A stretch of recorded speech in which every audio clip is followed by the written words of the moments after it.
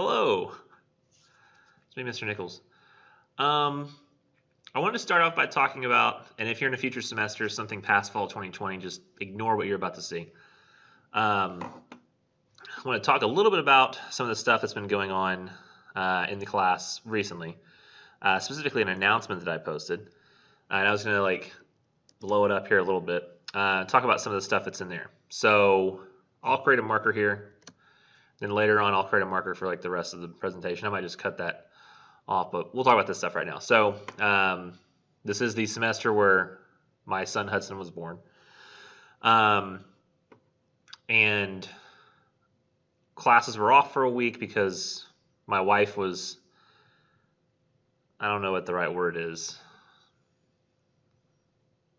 without going into too much detail. Not injured, but yeah, we'll just say she needed to recover physically. So I was home. She's still pretty stubborn. She told me one day I could throw my headphones on to get some grading done the very last day. And I took my headphones off and found out she had gone to a pumpkin patch with the kids. She's just one of those people. She's just she got to go, and she knew. I think she knew I would tell her no if she tried to. But the rest of the week, she was pretty okay with letting me help out, so she's doing better now. Now I have just finished writing the research paper assignment. That's all the content I have to do for the course. I had to post midterm grades, which I'll get to in a minute. This week as well for the institution for PJC. And that took a little bit of time. But from now on out, I should just be creating these videos, teaching classes, and grading. That should take up almost all of my time. And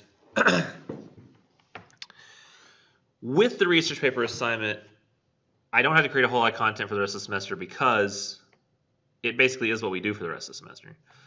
I have a couple of videos to make, like the Dickinson, Frost, and TSL8 videos. So there's that. But other than that, not really a whole lot of stuff. So since all I'll be doing is creating online videos and getting the grading done, you should start to see grades roll in quite a lot more now. Additionally, I want to show you real quick how to find your I feel like my face is not in focus, but my hair is. Is it? I don't know how that's possible. Maybe it's just my beard. Oh yeah, you can't see my face because the beard's in the way. That's what it is. You usually don't have the beard. So, on our class, if you want to see the feedback on one of your papers, you just go here to grades. And normally you would see right here in the grades, one of these papers has a grade. But I haven't done that in this class for Magnus Baraka and had a paper submitted. So I'm going to go to another class real quick and just show you what it looks like in one of those classes. 1302 students usually know how to check feedback, but in case you don't, here's a little speech bubble.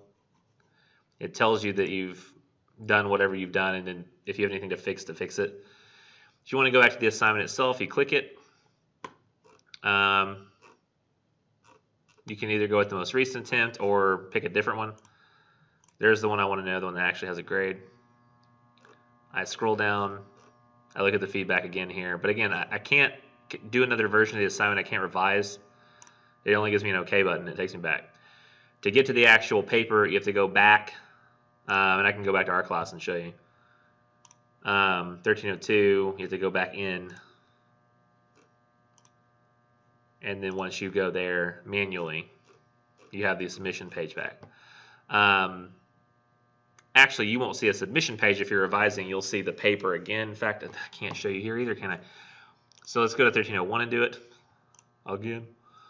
And we'll go down to, no, not grades. You big dummy. All course assignments, major assignments, do. And you see, it doesn't matter where I scroll on the page now, there's going to be this Start New button, or which version of it I'm at. The Start New button will be there. Then it takes you to the new submission page, or the submission page originally. Yeah, I'm pretty sure I'm going to cut this whole thing out, but this is for the people who this semester need it.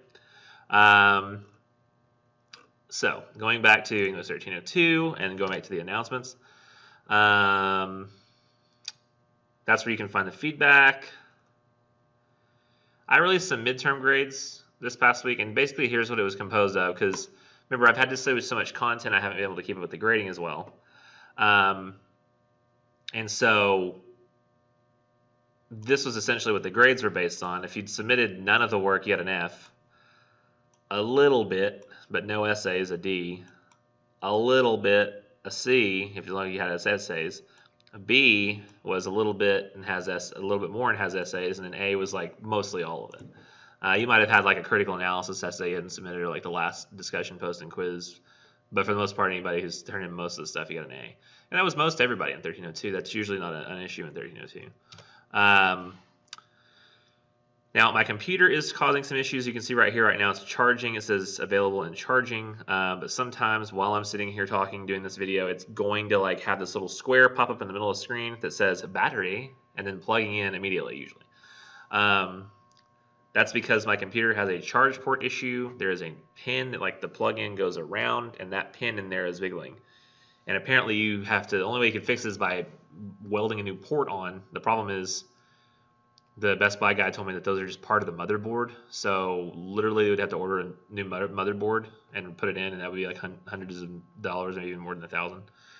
So I'm glad that I have the replacement plan on my computer, so that if it does have a problem, they fix it. But still, that's causing me issues, and I've got to figure out how to work this out while I send it off for 2 months and get it fixed. That will be problematic. So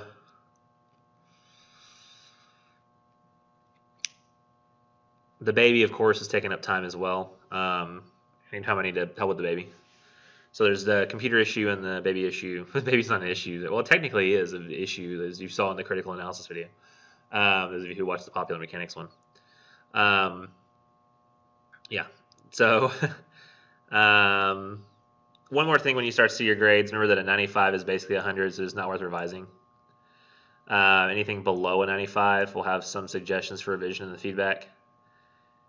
And if you receive a 0 on an assignment, it's either because I'm zeroing out your first attempt. So like I take like if you see a 0, look at the feedback, it probably says, hey, I'm just getting rid of this attempt. Oh, excuse me. Merry Christmas. Okay, see. The other things, like if the essay's missing or I couldn't open it, those are other reasons you might have a 0. Just go check the feedback and make sure you know what's going on there. So that is the announcements, but I'm going to make another marker here so that people in the future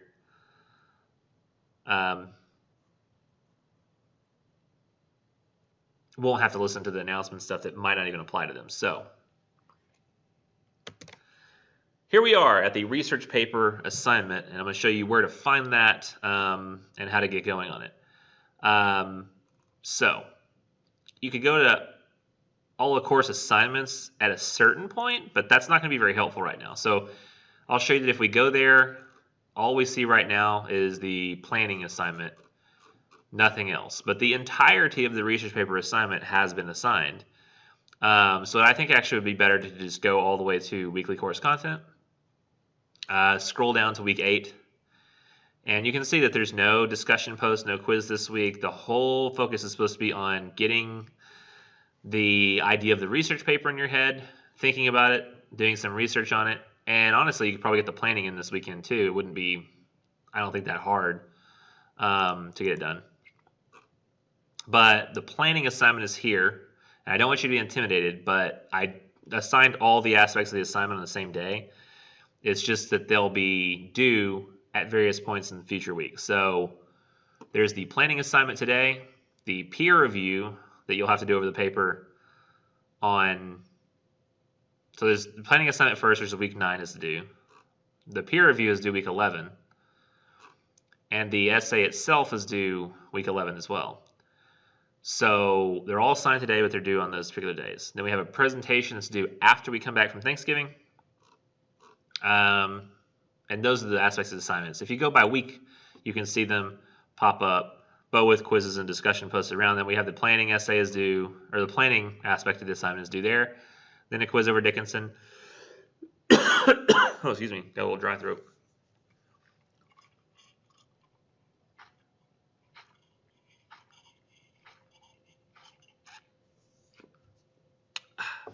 The weather has just changed. Then we do Frost discussion posts. Move into the next week, and weirdly, the evaluation synthesis 3 essay, the poetry one, is due between the planning assignment and the time the peer review, the paper is due. But that's just where it fits. It's the only place to put it, the one with the poetry. But then, since we're ideally going to be talking about Frost that week, the quiz over Frost is that week as well, then Elliott, and then the discussion post over Elliott. Going into next week, that is when the research paper is due. So you've done the vast majority of the literary work at that point. So you've basically covered everything. Then you do the peer review, and I'm actually going to move the date for this. You're not going to see this date. You're going to see Thursday, 11/19 pop up.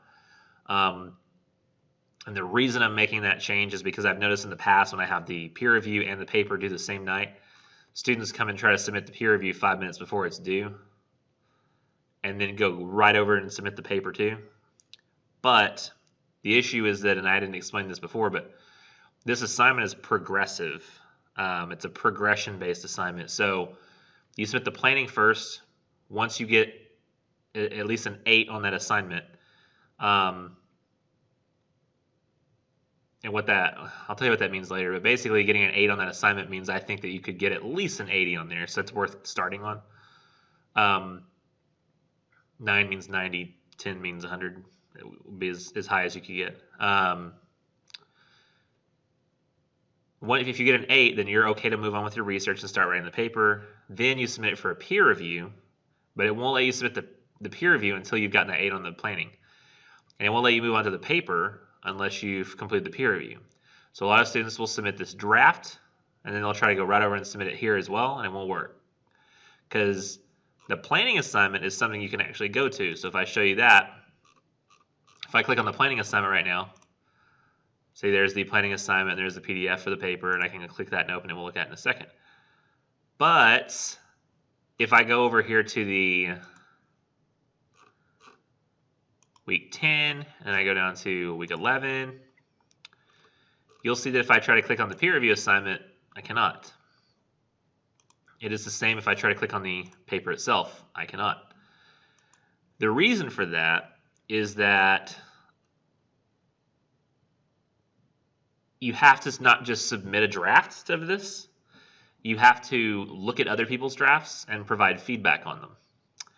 So once you've provided feedback on 3 other people's drafts, it'll let you submit, because you don't have to have a certain grade on that assignment, you just have to have submitted it completely. Then you'll be allowed to do the paper. So that is how that works. Then you'll do the quiz over Elliott, so you'll be done with all the poetry and everything else. All the literature's done then by week 11. And the paper too. So then week 12, I'm just going to talk about how to do the presentation that week, so I'll post a video on how to do the presentation if I haven't already. I mean, I've already got one there, so I may just let that one work because it works pretty well. There's just a couple minor differences in the way that I do things now. Then we go to week 13. Thanksgiving happens. We don't come back after Thanksgiving. Keep that in mind. Some of the students seem a little confused by that when I mentioned it today, but I guess it was mentioned to some people and not other people. But after Thanksgiving, we're all completely online after that. And I just mean online in this semester. I believe in the spring we're coming back again face-to-face, just so you know.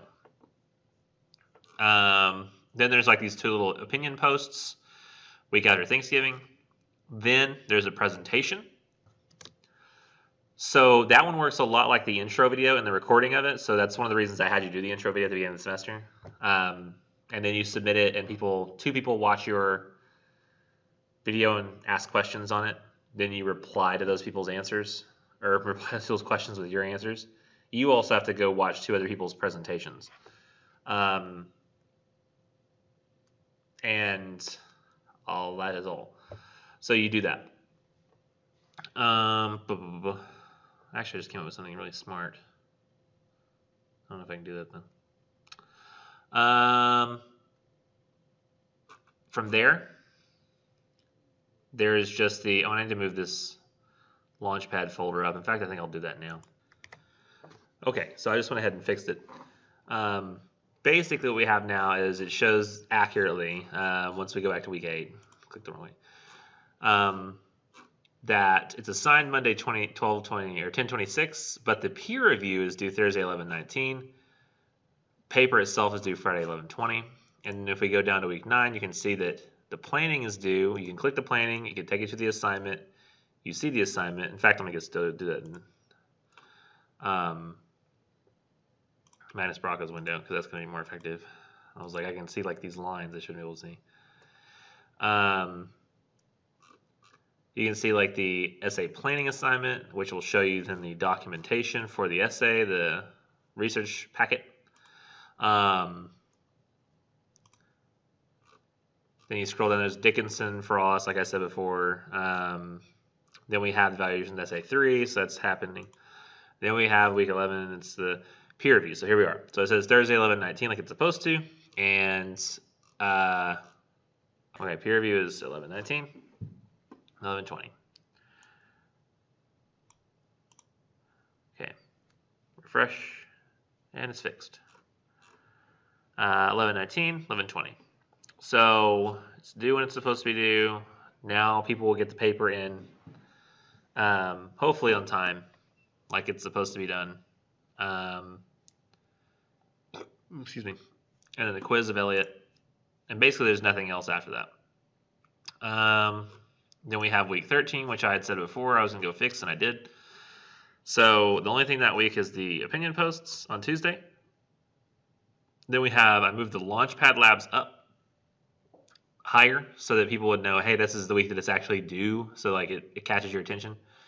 And then we have the presentation of the research paper, which is due then, which I had said is like, the reason I did it and moved it here is because of the, or not because I moved it here, but the reason that I have you doing a YouTube presentation video on the beginning of the semester, like an intro video, is because it was all preparation so that you'd be ready when this time came, so you could get the YouTube video done like you were supposed to.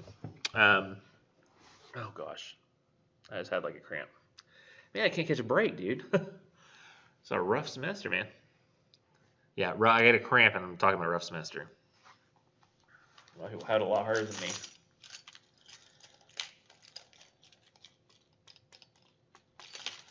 Knock on wood. All right, let's do this. Let's talk about this research paper. I mean, we could show you what's coming up in the weeks after that. Revisions due, labs if you didn't finish them, final exam essay, way past due, Launchpad labs, get all the papers done if you haven't already. Then we go to week 9, and you see the planning assignment is right there waiting to be clicked. And so I've clicked it, and then I was going to see if I could do that blind. I couldn't. So here's the research paper assignment. It's a little scary, I know, because you look at this document and see 22 pages, my gosh. It's really not that bad. Most of the time I have documents of this size, it's because I've got a lot of samples, and that's the case here. If we go to the first sample, planning, you see it's on page 13 of 22. That means that the other 12 pages are just, the first 12 pages are the description of like what you do. Everything after that's sample, so it's like almost half sample. All we will make it through in this video, fully, is the intro, explanation of research argumentation essay assignment. So I'm going to kind of explain the concept of it to you.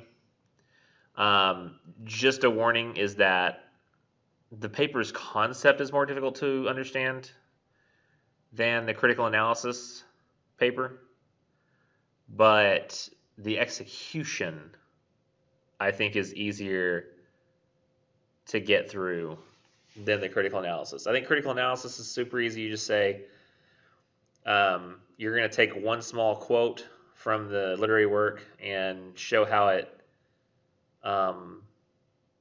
you could provide a wealth of meaning of that in that quote that would relate thematically to what the entire story poem is trying to do. But this research paper is a little more complicated in the idea But with a critical analysis, since you spend all that time trying to figure out, well, what could this quote mean? All that kind of stuff. So that you're looking for the right quote and then trying to figure out what it means, and it's like all complicated in that way. This one is like, once you've got the idea down, the execution of it's really not that hard. You're like, oh, I get it. Now I just have to like point out how that's the case.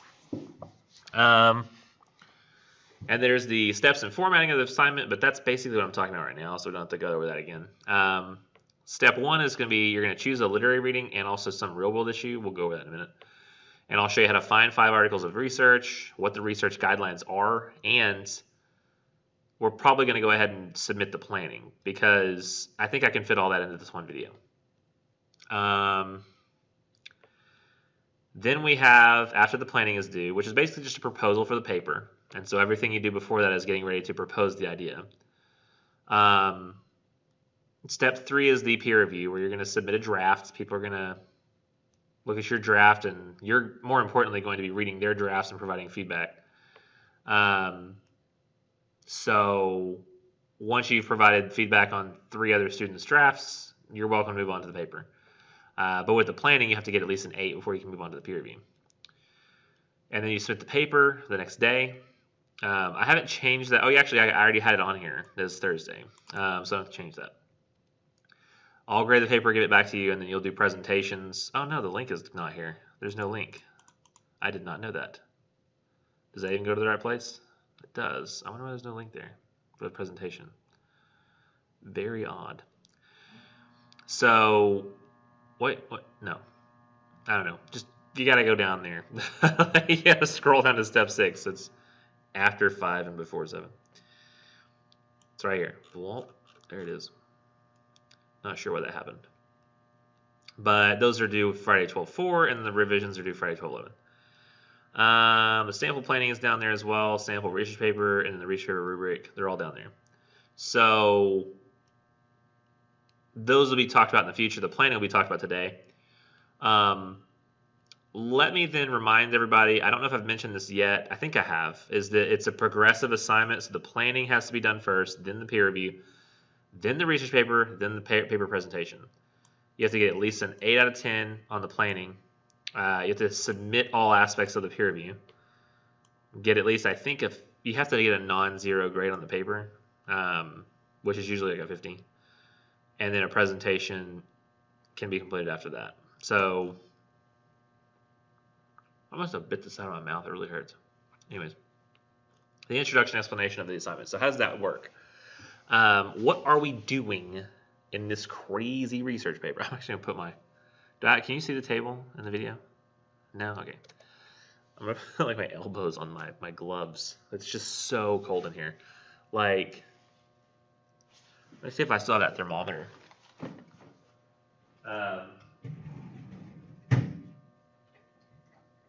Somebody told me, hey, it's starting to warm up in here. And I'm like, yeah, it is not. It's not warming up at all.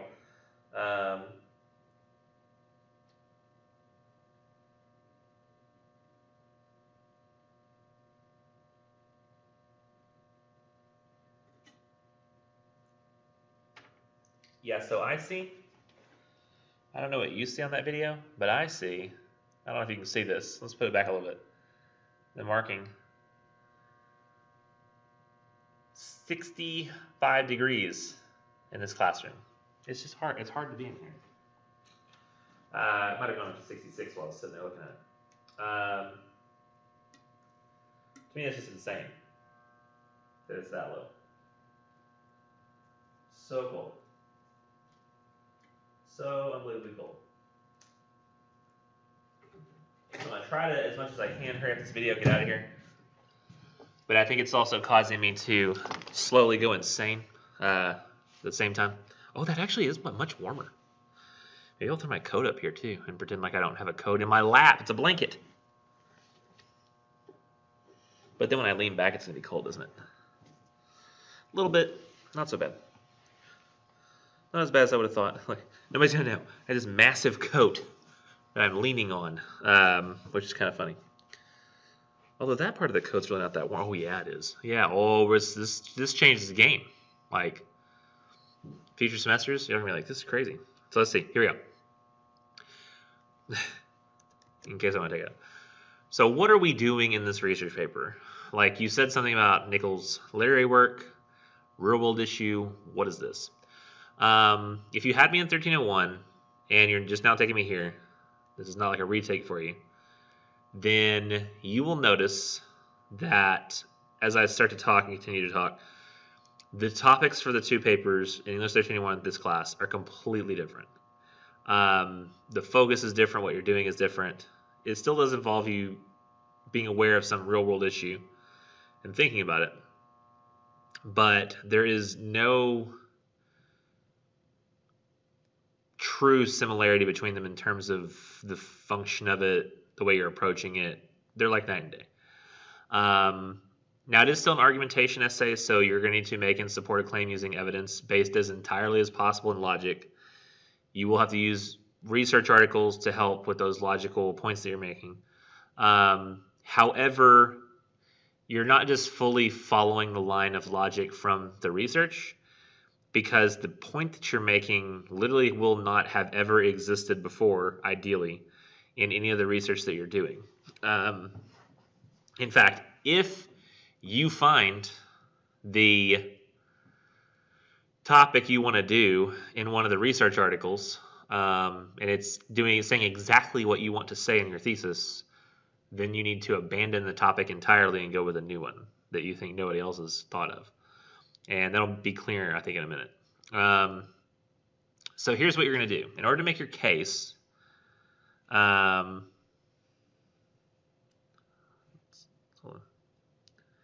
In order to make your case, there's going to be this other element to the real world issue where you're going to try to relate the themes of one of the assigned literary works from the class to some ongoing issue in the world today, with the hope being you would provide a path for solving that particular issue, or at least pointing out in what direction a solution could be found. You may not necessarily be providing that solution, but you will be pointing in what direction a solution could be found. What kind of behaviors, what kind of direction society should go in. So what we're trying to do is take the meanings and the lessons of literature and use them to provide perspective and guidance to real world issues. I get kind of annoyed by literature research that does not try to find real world applicability for literature, like something that just looks at like a study of curtains in literature from 1854 to 1912. Like I don't know if that exists, but it could. The idea that somebody's just looking at what curtains do in literature without looking for like what could we learn from that about our world. I mean, maybe a little bit. There's some implications. It's a little specific, but I feel like that's just completely useless and lost on the layman. The regular, average, everyday person. Like, what we want to do is take literature. We want to absorb it and get something out of it. Not just entertainment, but we want to feel like we've learned something about the way we're supposed to live, or the way it would be best if we did live. Well, that's there even blood there, isn't there? Yeah. Ouch. So that's the idea, is we're going to be using the literature, looking at the themes of the literature, what the literature is trying to say, what it's saying about humanity. And we're going to then try to take a real world issue going on in the world today and use one that connects with the literature, at least in some aspect, and maybe not solve the problem that's going on in the real world, but provide direction for it. So what will you be arguing specifically? I want to make the paper a little more relevant and pragmatic than a traditional literature research paper. So everybody's going to choose a modern day situation or problem that the themes or situations from one of our literary works could help to solve, analyze, or provide perspective on.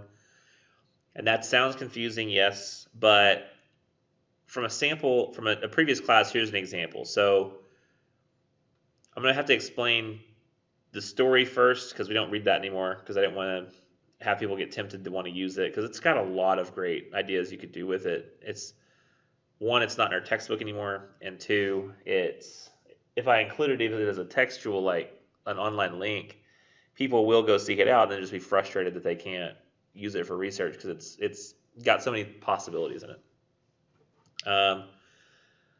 But Nathaniel Hawthorne wrote this story called The Minister's Black Veil, and I'll try to go shorter than I did in class today with this. But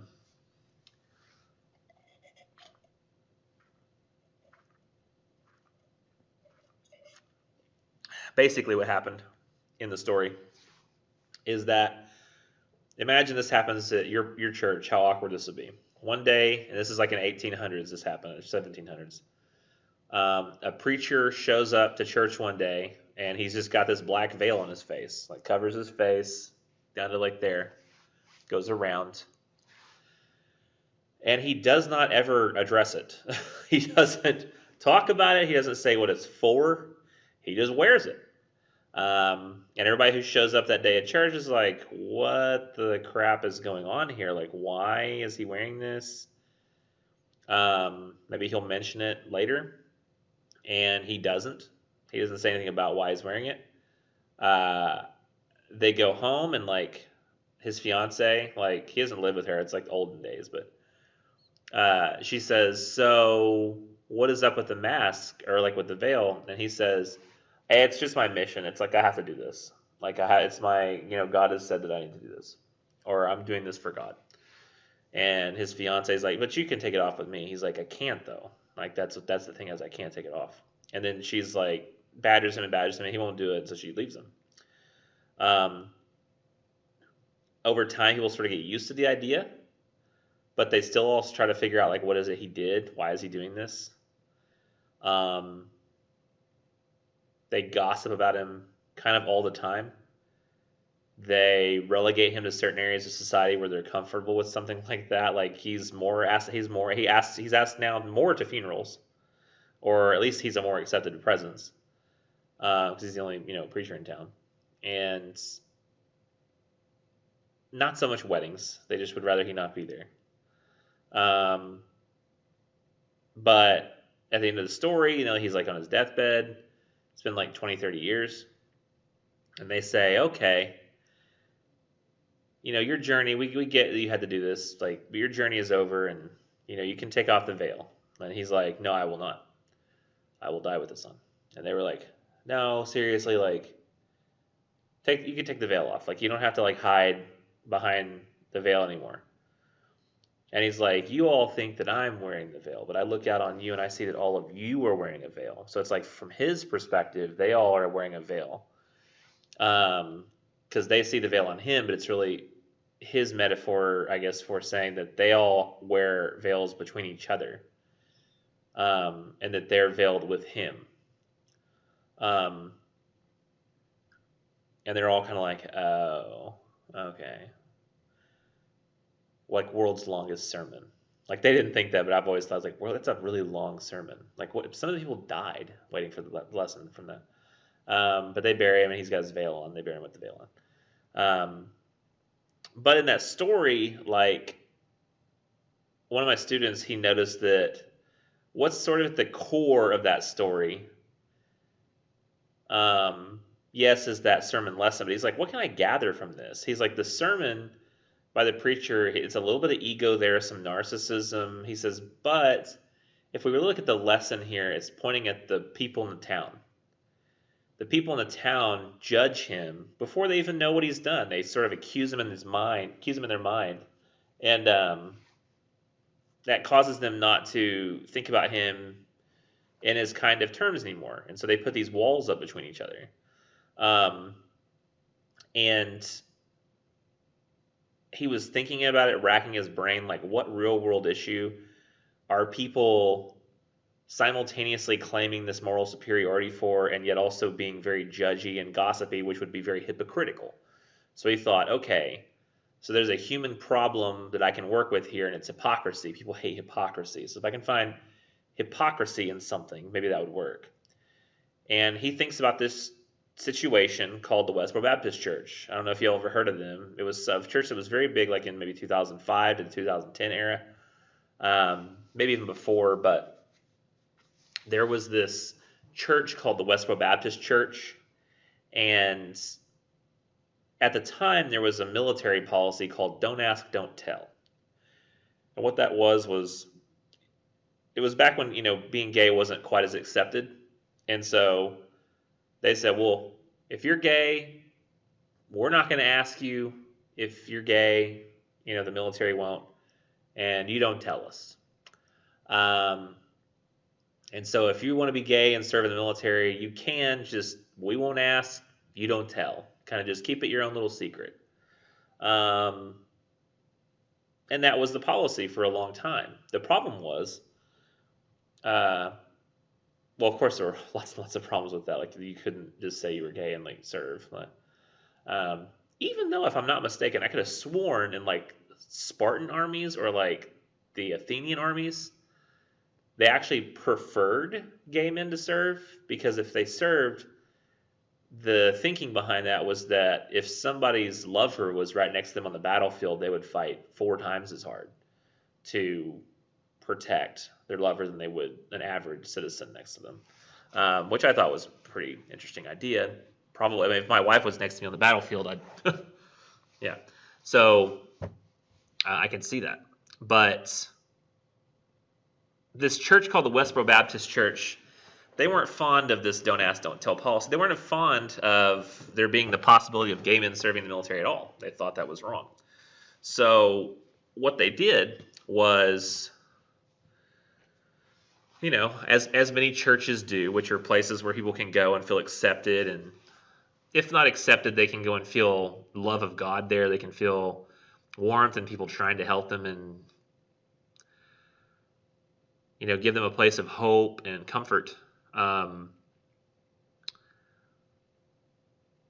When the Westboro Baptist Church had the problem with this military policy, what they did was they made themselves some signs, like wooden stakes with like poster board kind of thing.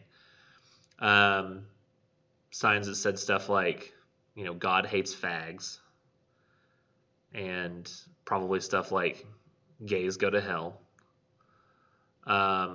And they would go to military funerals, and they would hold up these signs, and they would picket, and they would yell, and they would, God hates fags. Like, or I don't know if they would stand there quietly, but I always assumed they yelled. I was like, who goes to a sign, brings a poster board that says that, and then does not yell the whole time? And so they would do that at the funerals. And on top of everything else, I mean, this is not like it makes it any better or any worse, but I thought was even more kind of shocking, I guess, was that since they were protesting a military policy, that wasn't really required of them in their heart's convictions to only protest at the funerals of gay military people. They were protesting a military policy. They were protesting the military's decision to allow gays in if they didn't ask and they didn't tell. So they were protesting all military funerals, gay, straight. They didn't even know. They didn't care, because they were protesting a military policy, not just the gay people being in it. So they would go to these, like, any military funeral like could have the danger of having the West Baptist Church pop up, and hold these hateful signs up and be yelling at the funeral, and it was just happening. Now, this is a much more extreme example of human behavior, I think, than the story that he read, Minister's Black Veil. But he noticed that the core of both of these are a group of religious people who claim this moral superiority, yet hypocritically do something at least somewhat hateful and judgmental. And he realized that he could relate these two. So your thesis for the paper will have to take a work of literature and relate it to a real-world issue. Usually they have some human problem in common, some common human problem. And it'll look something like his does, where it says, Hawthorne's portrayal of the hypocritical townsfolk in the Minister's Black Veil is nearly identical to the protests of the Westboro Baptist Church in a sense that both claim a profound level of morality, yet only notice when others around them commit sin, never themselves. So he noticed that this story, what was going on with it, And he saw, most importantly, I think, to doing this well, is he saw the connection of the human problem, which is hypocrisy. Both stories share hypocrisy at their core. And usually there is some sort of human problem at the root of every literary work that we've read, whether it's hypocrisy or pride, greed, discrimination, selfishness. One of those is usually at the core, or others, problems of what we see in literature. And he noticed one of those at the core of this and looked at stories that sort of worked in the same way. There was a group of people who claimed moral superiority and hypocritically were being just as bad, if not worse, than those people that they were judging. So your job is kind of to find how your literary work that you pick should relate to some real world, or does relate to some real world issue that you also pick, so that you can provide direction to whatever that real world issue is, by the way that the story addresses the human problem through statements of theme. You'll kind of know what direction the real world issue should go by the author's choices for the characters and the events in the story. For example, so any real world issue that you're relating to Sardi's barn burning, you have to think about it from the Sardi perspective. So there will need to be an element where, just like in barn burning, some individual or group of individuals abandon whatever group or individual they're around that is providing some sort of negative influence that they realize is not in the best interest of what is true and right and what should be sought after. So when Sardi gives up his father at the end of the story, he does it because he realizes it's the right thing to do, despite being told that it's a horrible thing to do. I actually think that Adventures of Huckleberry Finn by Mark Twain is actually superior to this story in that regard. This is kind of like a retelling in a short story fashion, I guess. But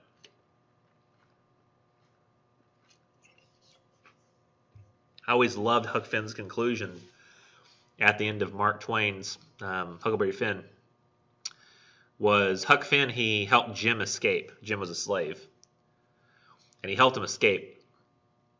And they eventually find Huck. Huck's trying to get something done. He's trying to find out how to reconnect Jim with his wife.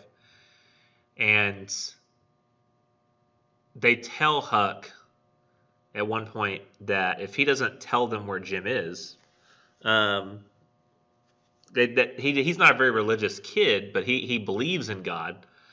But he doesn't go to the church because he's a poor kid, and he doesn't get to, I guess, be involved in the church and the community or whatever. Doesn't know much about it. Doesn't have like a parental figure in his life that's been that helpful. But they tell him that if he doesn't tell, then he's being dishonest, and that Jim is somebody's property, and that's kind of like thieving. He says if you don't tell where Jim is so that they can retrieve him, then you're going to go to hell. And it has always really moved me talking about Huck saying, I cannot give up my friend.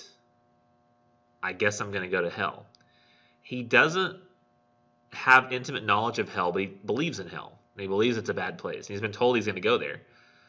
But he looks at this scenario and says, well, if what God wants is for me to give up my friend and take him away from his wife and from freedom, I can't do that to him.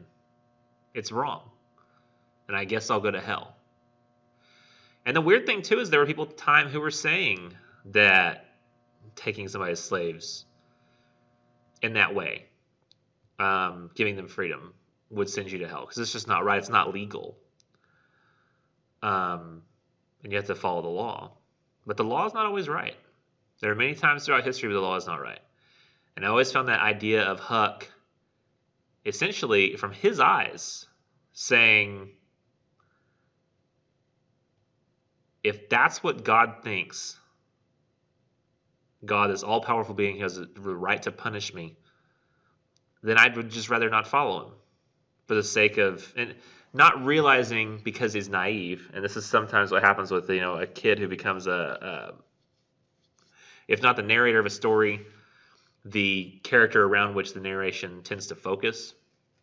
I always found it very powerful when a character decides not to follow God, because it's rarely ever about God truly. What it is, it's about the people at the time and their hateful interpretations of God's will. I don't know.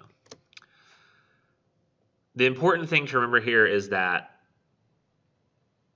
whether you have a Sardi, whether you have a Huck Finn, if somebody is abandoning in the name of what they see as true and right, somebody that is close to them or that they love, or some, even a principle, then that is a way to link those two stories. So you're going to be trying to sort of do something like that. And how would a paper like this, even be structured? How do you structure a paper like this? Now, this is weird, but generally, these papers get structured once you start actually writing them, where you introduce the human problem first, then the literature, then the real-world issue. Because it's sort of a nice progression, right? Human problem at the center of the literature, right? Then you move on to the literature and show how it expresses that human problem.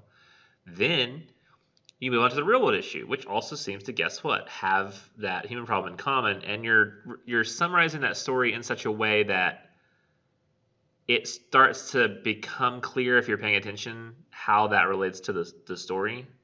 So you're summarizing the real-world issue, and it's like, oh, okay, now I'm starting to see a relationship here. And then you end that by maybe having one more paragraph where you kind of go over the thesis briefly, and then you get right into your argument in the paper and show the connections for the rest of the paper. So really, there is a multiple paragraph introduction for this paper, which is, it's rare that you would have that on a small essay like this, but because there are so many things you have to do that are separate in design from the thesis, before you even get to the thesis, there's lots to introduce. That's just a necessity. It's just something you have to do. You have to introduce the human problem, literary work, the real-world issue, and then you'll go through the rest of the steps of the assignment. So the whole paper is just you making that case at length.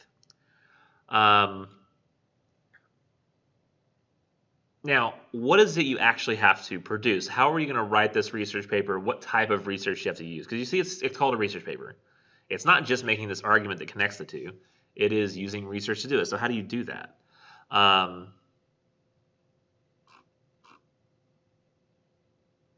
You can read more of those other pages if you want to. Here's what you do. I don't have it on this page, but I suggest thinking about what pieces of literature you're familiar with first, summarizing them so you understand them, and really trying to boil them down to the most universal way you can describe that plot in as short a way as possible, while still retaining basically the entirety of the story in kind of an abstract, non-detailed form. What do I mean by that? Let's go over here to this example. Now, this is a story we don't read anymore called Killing, so I can't do that one. But let's look at Good Man It's Hard to Find. If I really boil that story down to a simple explanation first, it is there's this woman, grandmother, who is incredibly selfish with her family. She disregards the feelings and wants of basically everybody except herself. And as a result, she gets her family in a very sticky situation with the misfit, and the whole family dies.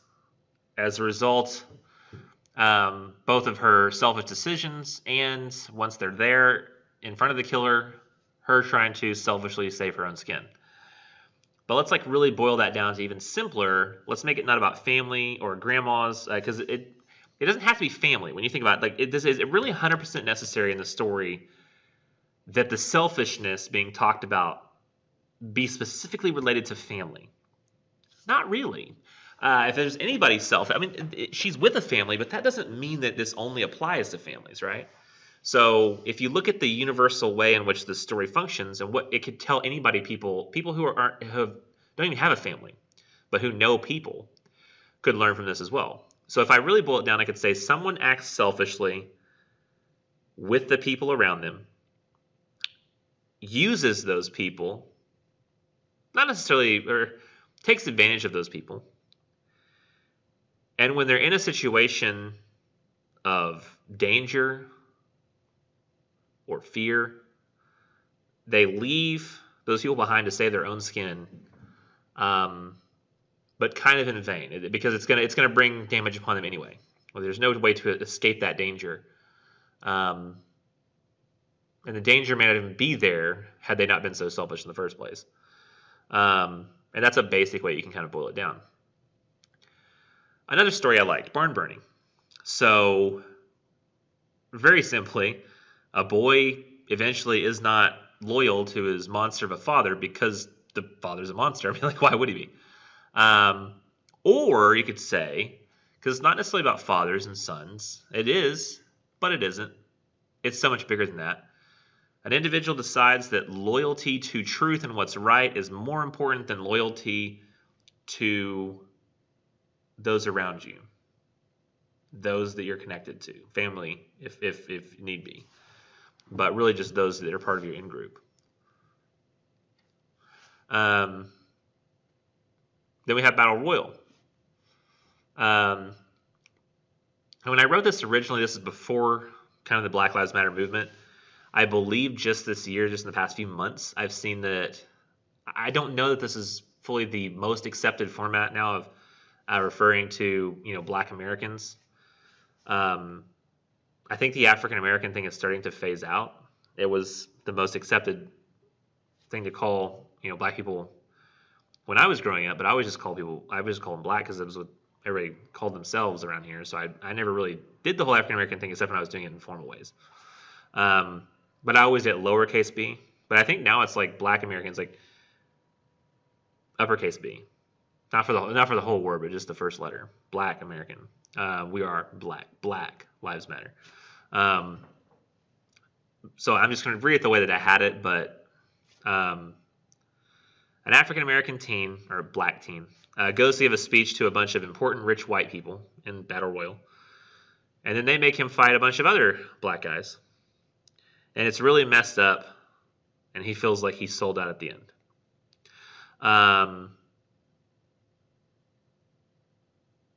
So if you take away, it doesn't necessarily even, at the end of the story, you see like he feels guilty about taking the money or the scholarship because he knows it's going to help him get ahead. But he remembers his grandfather's like thing that he said on his deathbed, or as he was dying, about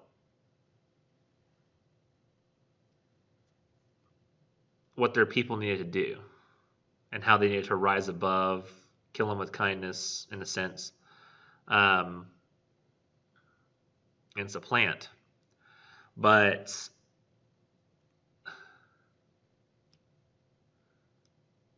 it's less than about, the racism is there. It is.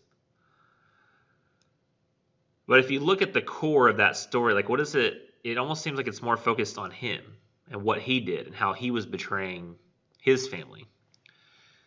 And the racism is almost like an accepted part of whiteness in that story written by a black author.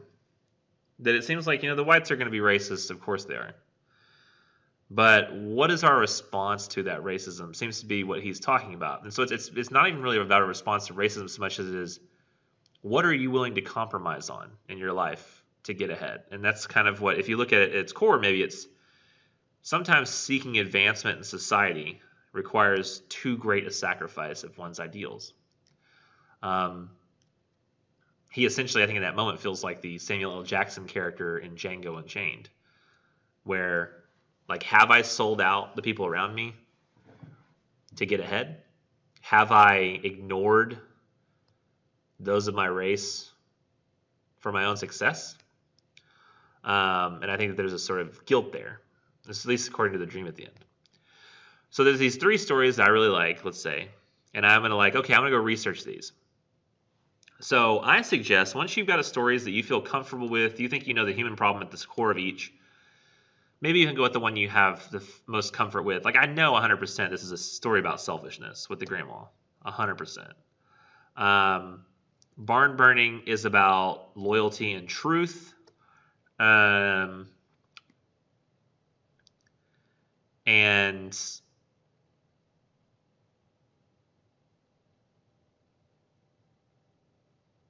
what would you call Battle Royals with its sacrificing ideals?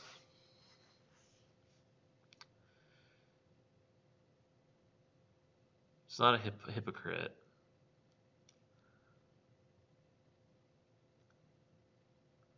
Like a sellout? What's a better word for a sellout? I don't know. I really shouldn't be doing these videos alone because then I just get too comfortable. It's like I'm just talking to myself, which I technically am. It's just there's this very wide looking eye in front of me. It almost feels like there's a mouth. It's like going, I wish I could show you. In fact, I think I could. Hold on. Check this out.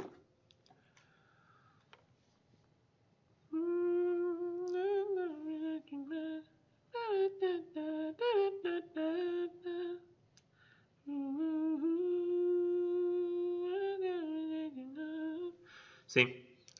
Can you see that? This is what I see. It's almost like there's the eye, and then right here's the little mouth kind of floop, floop. You see it? Kind of going.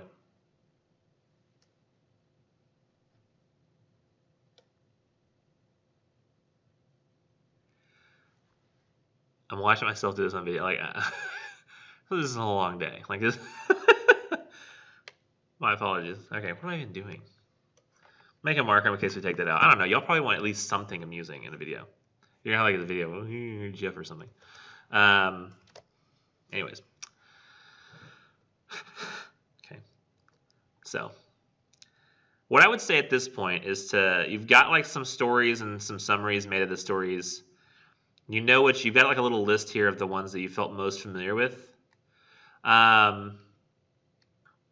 And from here, I would actually not think about your real world issue yet.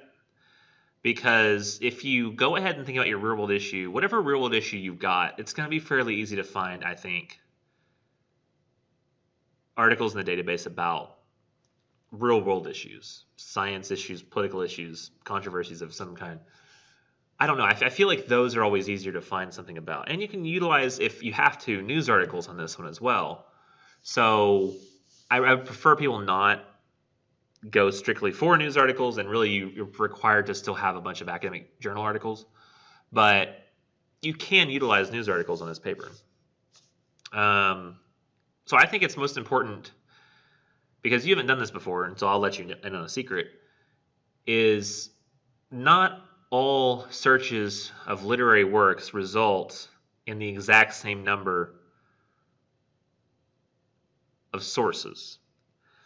So I would go and search for the sources first. I think that it's the best idea. So what I'm going to do is go here. We're going to create a new window. For some reason, it's not maximized. And we're going to look for the databases. So here's us going to the PJC databases. This guy right here. Very happy. Go to Quick Links. Library Services, go over to the bar on the left, the sidebar, scroll down, don't click Databases Alpha or Topic, go to Databases Off Campus. Because just about everywhere you go, everywhere the Databases Off Campus link works, only on a couple of places in Texas does the Alpha and Topic ones work, so just don't even bother. You're going to do your student ID, 8-digit birth date, and it'll bring you here. Now, there is going to be an opportunity for us to use the Opposing Viewpoints Resource Center database, which some of you have used before in another class. But when it comes to literature, I only want you using the Academic Search Complete database. There is one that looks very tempting called the Bloom's Literary Reference. Do not use that database. That is not the kind of literature research we're looking for. I want you to get a good idea of what literature research really looks like. So we're going to go to the Academic Search Complete database. And I don't know that we want to do all the searches that we could do. Oh, I may have to actually hook up to the... Right now I'm using my personal hotspot because it's easier than having this cord run all the way over here. Unable to locate address for search.episodehost.com. That's delightful. And I will tell you, like, any time you can get to start looking in the databases as quickly as you can, please start, because the databases could go down and you want to make sure that you've got all of your articles, and could do this with the internet off if you had to. Or even if the databases went down, but you still had access to the internet, you could still do it. So I'm going to show you what it's like to, let's say, search good man is hard to find. I'm not necessarily going to throw O'Connor in there yet. We're just going to see if, we're going to do some search filters first and see if we can narrow it down. And I can see like the first couple are already about O'Connor, so I'm not too worried. I have 56 articles so far, which I could just look all through, but I want to narrow it down to the stuff that I can use first. I've already got full text chosen. If I don't do full text, I've got way more, like almost double. Don't want that. I want full text. Oh, it's the same search, so I gotta push the button again. Full text. And I only want to use scholarly peer-reviewed academic journals. Now that's going to cut it down usually by about half or a third. In this case, it's more than half. And I scroll down slightly on the side here, and I also want to do only academic journals. So that gets rid of 4 book reviews, I guess, over works that she had done, or works about the works that she had done. From there, I probably want to go down and do just English articles, which not English subject, but English language. Sometimes there are articles in other languages. Like, it's very possible that Paper Menagerie, if there were any articles on the database, by the way, I don't think that there are. That would be one you probably can't do. Then there might be some that were actually in an Asian language. But if I scroll down, I've got like all the kinds that I might use, and it's narrowed down to 19 articles. I can look through the titles of 19 articles. But how many literary articles do you have to have? It says here you need to only find, on the Academic Search Complete database, 1 or 2 scholarly literary articles about your literary reading. Or, this is very important, if you're doing like a poem or something, and there just aren't any articles on that particular poem, you can do research over the author in general, because sometimes the keywords for those authors, they don't include a particular poem that the article covers in the keywords, even though the article does talk about it. They just might not have thought to include that in the keywords. Or sometimes even if a poem is not discussed in an article about an author, the things that are being said about that author could still apply to the poem if you thought about it creatively. So you can use articles about the author's work in general if the choices are scant or like not heavy. You know, it's not a lot of choices. But you only have to find 1 or 2 articles. So I think what I would do here is I would think, okay, what is it I'm trying to... I talked about selfishness, right? So if I'm talking about selfishness, I kind of want to come at this from a selfishness perspective, right? So let me go with on the significance of Civil War references in Flannery O'Connor's Good Man is Hard to Find. Significance of Civil War references, I mean, maybe, but that's not something that fully interests me, so I'm not going to go for that one first and foremost. I'm probably going to go for something a little more generalized so it has all kinds of applicability. A good mayonnaise is hard to find.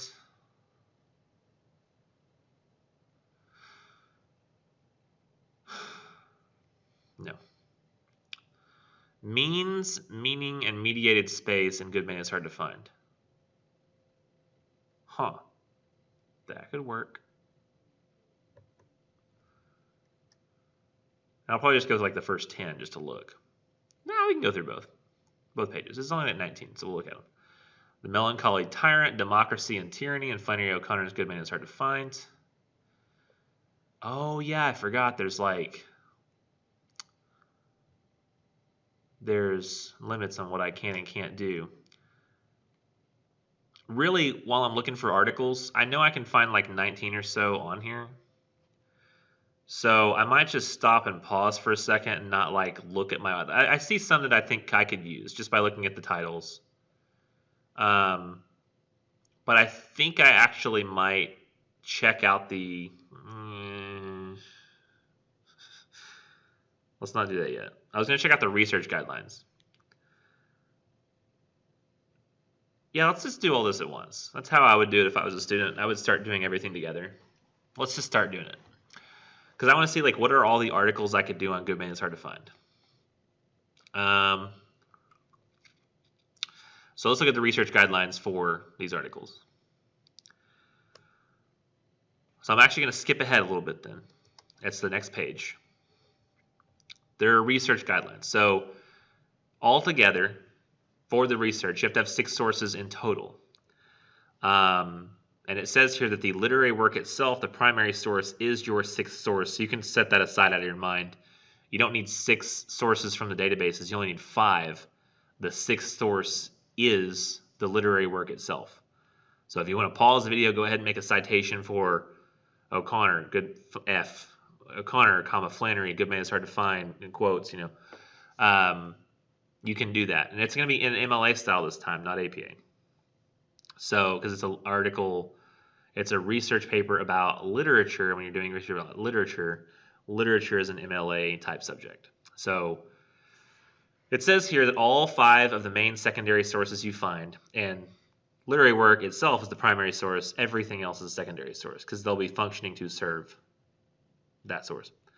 And I'm already in academic search complete. I'm meeting that criteria, so I'm good there.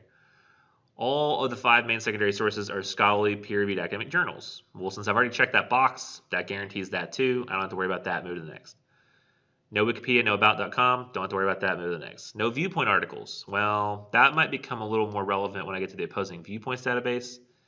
But honestly, I'm going to tell you in advance, don't stay there. Use it to find topics, then just jump out if you can. I want to make sure that all 5 of these articles are written by different named authors. Okay, so every article I find has to be written by somebody different. If I use one literary article, that's probably not going to be a difficult problem. If I use 2, I at least need to make sure it's not written by the same author. Need to be out of different sponsors or journals or periodicals. Okay, so the journal that it's in needs to be different as well. So if there's an O'Connor journal, I can use one of those. And if there's a Southern Literary Quarterly, I could use one of those. Or I could just use one. It's up to me. But I have 5 total.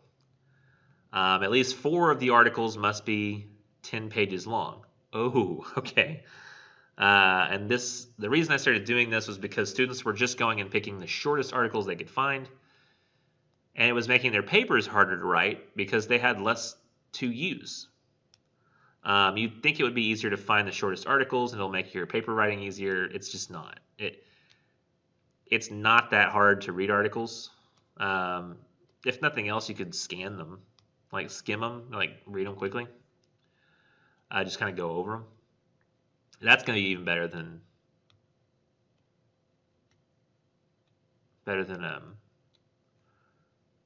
finding short ones that you really can't get information from.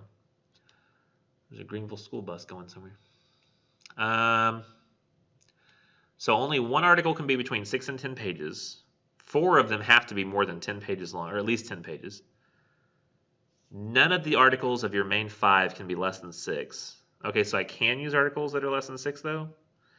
So if articles are less than 6 pages, they cannot be a part of your main 5 and may not account for a significant portion of your internally cited research. Okay, so basically, if I do use any articles that are less than 5 pages or less than 6 pages, it can't be one of my main articles. So, I mean, if I even get any at all, it needs to be just like a brief reference.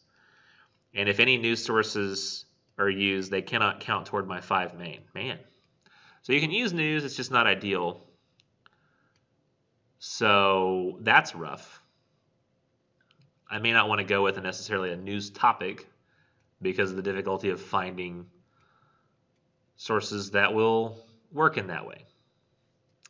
Got to have 1 to 2 literary work related articles and 3 to 4 real world issue related articles. Okay. All scholarly articles should contain little to no bias and should have solid logic overall, which honestly that's accomplished by going to the scholarly peer-reviewed academic journal articles because they're going to have most of the bias chucked out of them. And this is hard too, but none of the articles should be written about the comparison you're making. Remember, this comparison you're making is supposed to be some creative thing you came up with, not something you found out in the world. So if you find the article, you're like, wow, this covers the idea I want to talk about already, then I don't want you using it. In fact, I'd rather you pick a different topic because I don't want us to do it that way. No article should be written about the comparison you're making. Your thesis should be completely original, not derivative. Now, the proposed thesis for the paper I include on the research guidelines paper because I want people to consider this stuff. You should directly state or imply the importance of the comparison being made between the story and the real-world issue. So the thesis should not simply state or imply that a comparison exists. You need to state what that existence or what that comparison is and imply the importance of it.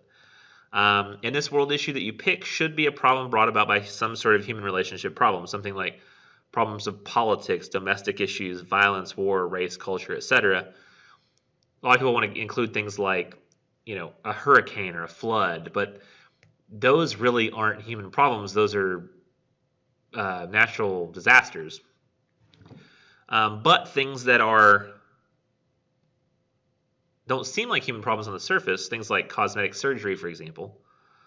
While it's solitary, it seems like it's something that people just do for their own. You could frame it as technically people get cosmetic surgery because they fear the judgment of others. I really can't see if you had a world where somebody was on an island and it was just themselves and there were no other people and they had access to anything that they could want with the exception of more people because there are no people except for them. I highly doubt, unless they were given visions of what people should look like, that they would judge themselves and decide to get cosmetic surgery. Because who's it for? Like, who's going to look at you? Like, I should look different. I don't want to look like this. It just seems like cosmetic surgery comes out of us anticipating the judgments of others. Now, bias, just so you all know, it's not as important in this paper, but bias does not mean that somebody disagrees with the opinion that you have. Bias is when somebody arrives at their opinion seemingly for personal reasons and not in a completely rational way. For example, I think the most rational thing to do is with the masks that we wear is to listen to the experts in epidemiology, material sciences, particle physics, chemistry, biology. Those are the people who are going to be able to tell us most effectively whether the masks are useful. And if I say, hey, they're the experts, not me, I sort of get to, cast that burden of being correct onto somebody else. It doesn't have to be something that I am independently knowledgeable about. I just say, well, they're the expert. Ask them. There are thousands of doctors, thousands of scientists out there who think this, so that's what it is. Are they sometimes wrong? Yeah. And there are people in society who go against the crowd and they teach us new things. Like we'll see a poem by Dickinson called Much Madness is Divinest Sense, and I always like to use an example of this guy named Ignaz Semmelweis, who was the first guy who saw that when they went from one side of the hospital to the other, the people who had this puerperal fever, and then they would go over and they would help the women give birth, they had more babies dying of puerperal fever than the midwives did helping at the homes. And they were like, that's weird. We have people here with puerperal fever and they're getting it This guy said, maybe if we, between going from the women giving birth to the fever people, maybe wash our hands. Maybe like the concentration of soap, which I've noticed helps get rid of dirt. And maybe that'll have this effect where like we're not like transferring. Maybe it's like invisible on our hands and we can't see it. We're transferring it to people. And like doctors literally called the dude insane. They were like, "How dare you imply we're not clean?" And like he ended up dying in like some sort of fight or something, or some situation in a mental hospital after he was checked in by people around him like a few weeks because he was very insistent on this, and it ruined him that he thought that we should wash our hands. And then like a decade later or so, we had Louis Pasteur discovering, bacteria and the pasteurization process, and I think those discoveries went on to, develop penicillin. And everything that, Semmelweis was saying, he was using logical clues despite not having access to the direct technology that could see bacteria or prove its existence. He said, I'm looking at what seems to be happening here, and this seems to be like we should wash our hands. And he ended up being right. But sometimes there are people like that who they have the right idea going against the crowd.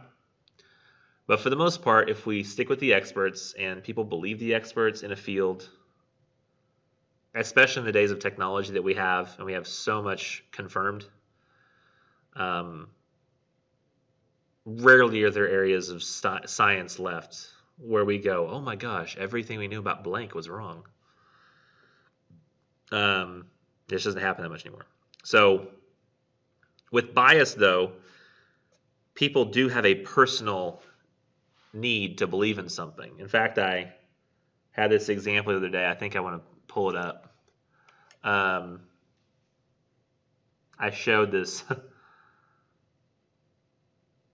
Let's see, do I have it here? Did I go and like save it? What did I do with it? Did I put my favorites? Let's see, is it in my favorites? I feel like I did save this. Hold on. Oh.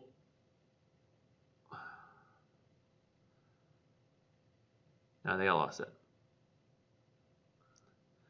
Let me look for it for a second, because I know I had it just the other day, like on Monday.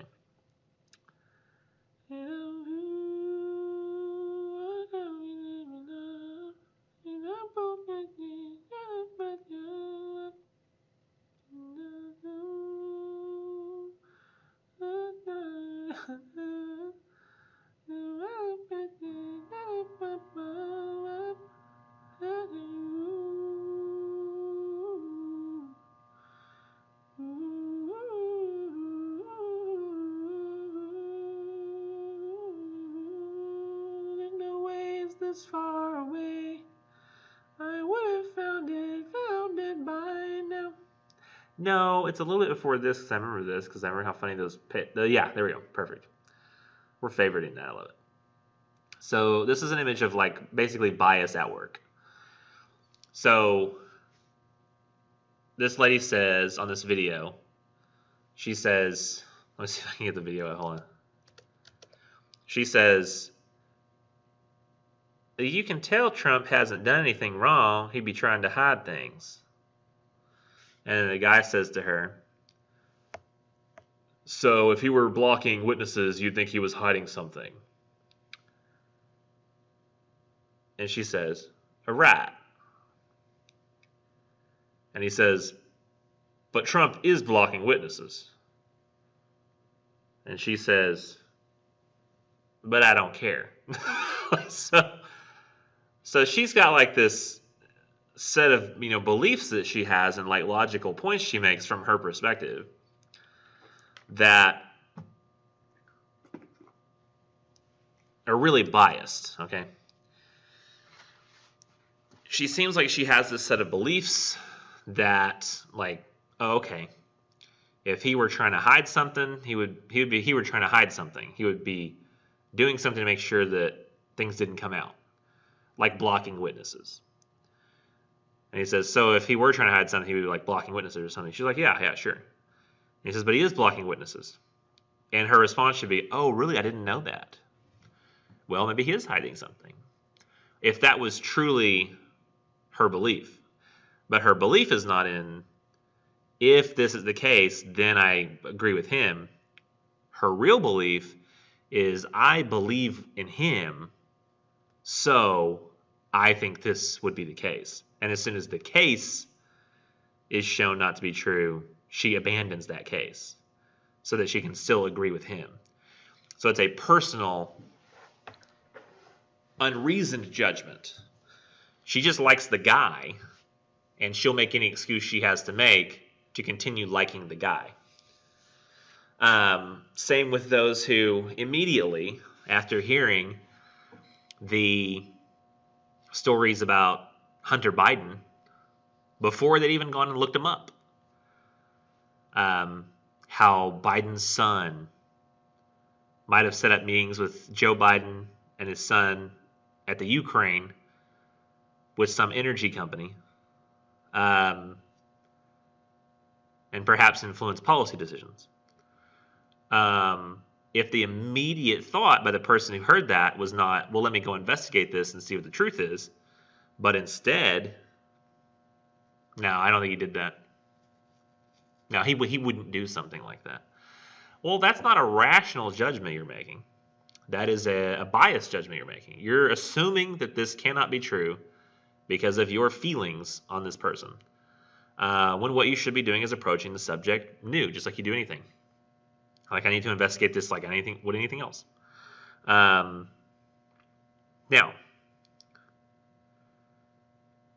all of the sources that we've picked out should be unbiased. If you end up having to go to news sources, that's where you might find some bias. There are some long-form magazines where you might be able to find articles that actually meet the criteria of long articles. Problem with the New Yorker is it is quite a bit liberal. The Atlantic is longer, but it's a little better. They do like long-form investigations. And I've always found that they have a particular, like, what would you call it? Like, the reasoning that they have and the arguments that they make seem very even-keeled, like an even temperament, an even tone. And it may have changed in recent memory, but if it were a long enough article and it was newsworthy and it had to do with a subject, then I guess it would work. But anyways, that's the research guidelines. So I need to kind of have those guidelines in mind while I sit here and look at my research. So good man is hard to find. It said 1 to 2 on literature. Had to be at least 10 pages. Or I could use one 6 to 10 page article, but that's it. Depending on my real world issue, if it's a more scientific issue, I might be able to, I'm probably just going to gather both at the same time in separate windows and then eliminate based on what I feel the need to eliminate. So right now, remember, I'm going for something like selfishness, means and meaning, and space, selfishness. Seems like it could work together, so it could be. Melancholy, tyrant, democracy, and tyranny. And sometimes this could even give you ideas. You might think, well, democracy and tyranny, if we're talking about selfishness, I could somehow maybe relate this to Trump.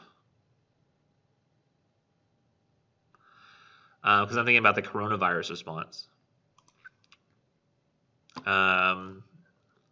He does seem to not wear a mask a lot, despite getting really great treatment at the Walter Reed Hospital. Something that's not available to every American. But he acts like, still come to my rallies, still come and do this stuff. So it's an interesting decision. Function of signature, Timothy illusion. Reading the map, finding Flannery O'Connor's good man. In different stories? No. Good man is hard to find. O'Connor. Explicator is only 4 pages long. That's a very short journal. I can't use that at all anyway. It's too short. This one is 14 pages. This one's 6. So if I use this one, it's going to be my only 6-page article, so I need to be careful of that. Another Explicator article. Explicator only titles the articles after the story that it came from. And interestingly, Explicator, that journal, almost every single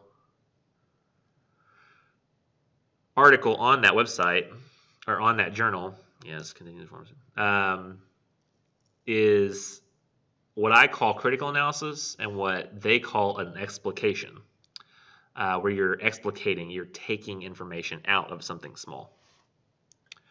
Have Flannery O'Connor in general, moral structure.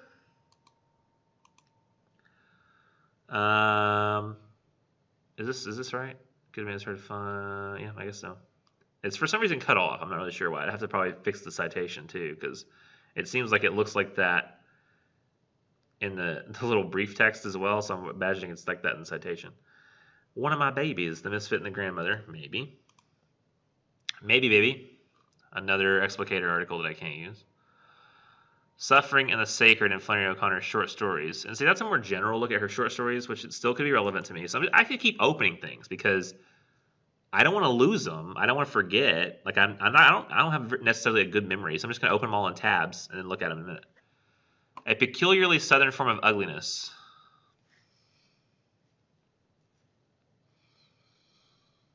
I don't know. I feel like I have better stuff already. A man's got to do what a man's got to do. African American Hispanic women's perceptions about heterosexual relationships. That's not even related. So I'm not going to use that. Flannery O'Connor's that can't be right, is it? How did they even get published? Like it's not even spelled right. Did he spell it like I never heard it? I'm actually going to look this so I can see. Cannon's Class and the Crisis of the Humanities. Okay, it's not relevant. So I've got 6 possibles, right? Actually, was any of these less than 10? That was less than 10. That was 16, 11, 10, 6, 14. So they're all possible, so I'll just leave them all up. Okay, so that's that database. Now, I need to look at real-world issues. So I'm concentrating on the idea of selfishness. I don't really know which direction I'm going to go with the literature yet, but I'm leaving them all open so I could pick and choose depending on what I find selfishness-wise. So I'm going to go back to the databases. Quick links, library services, and I don't remember what Nichols said, so I'm going to go back and look at the PDF. Real-world issue. Okay, so I got to find some real-world issue. And this assignment's a bit different than a regular one. Of course, I said you have to find 3 to 4 academic journal and/or news articles from the opposing Viewpoints Research Center. That one has the news only. And Academic Search Complete has the scholarly period academic journal articles. These articles should be perspectives and knowledge on a modern-day real-world situation or problem with some degree of controversy or a moral ethical conundrum. So there's some kind of problem there. And there's another example that I came up with over Arthur Miller's Death of a Salesman, character of Willie Loman, who's a door-to-door salesman who eventually kills himself when he's not successful. And then I have that comparison to the Edward Snowden scandal. You could look that up if you want to, or just read my little description here.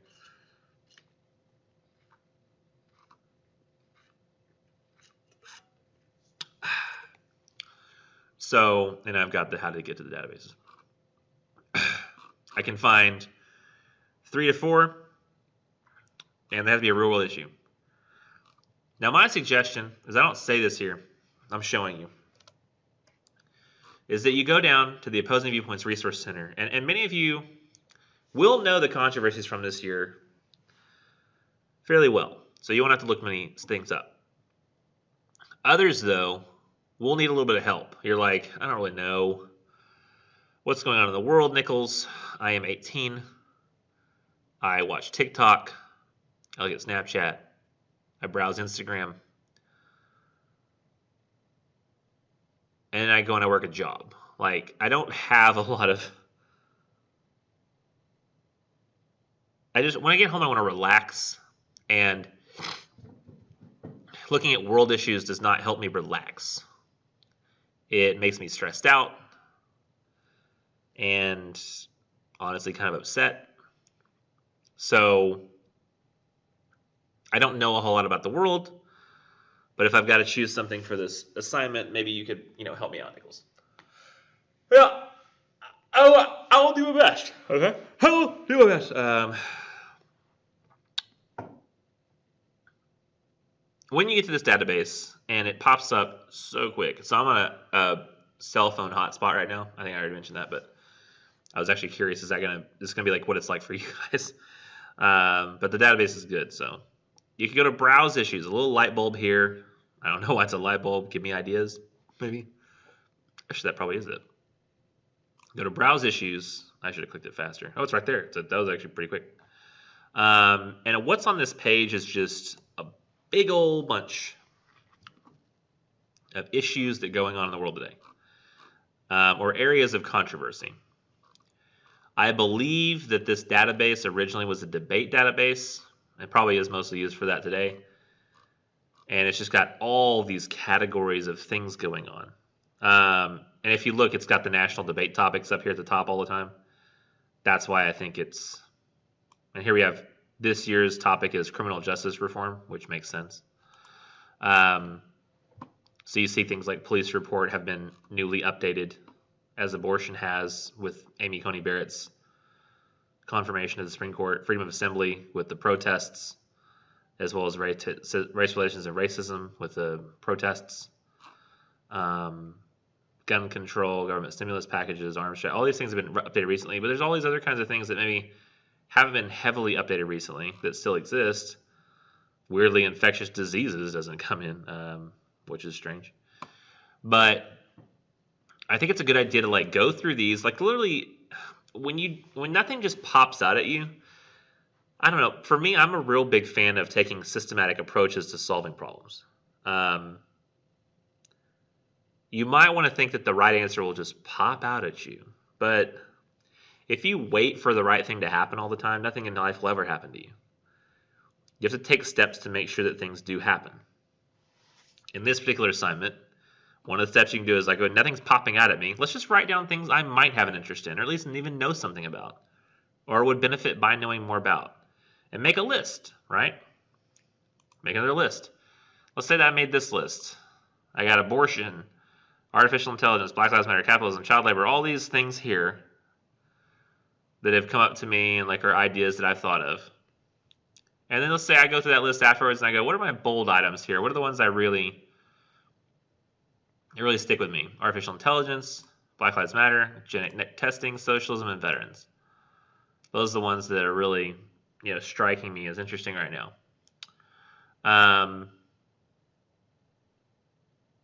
So what I'll do now is take this list of issues and think about the stories that I possibly want to write about and see if I can make a comparison work.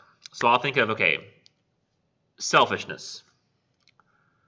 I think I might go down here to, well,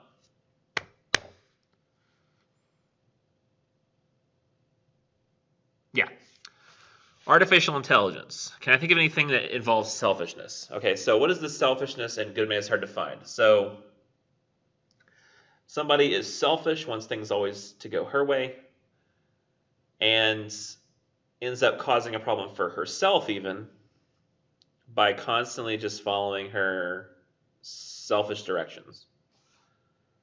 Artificial intelligence.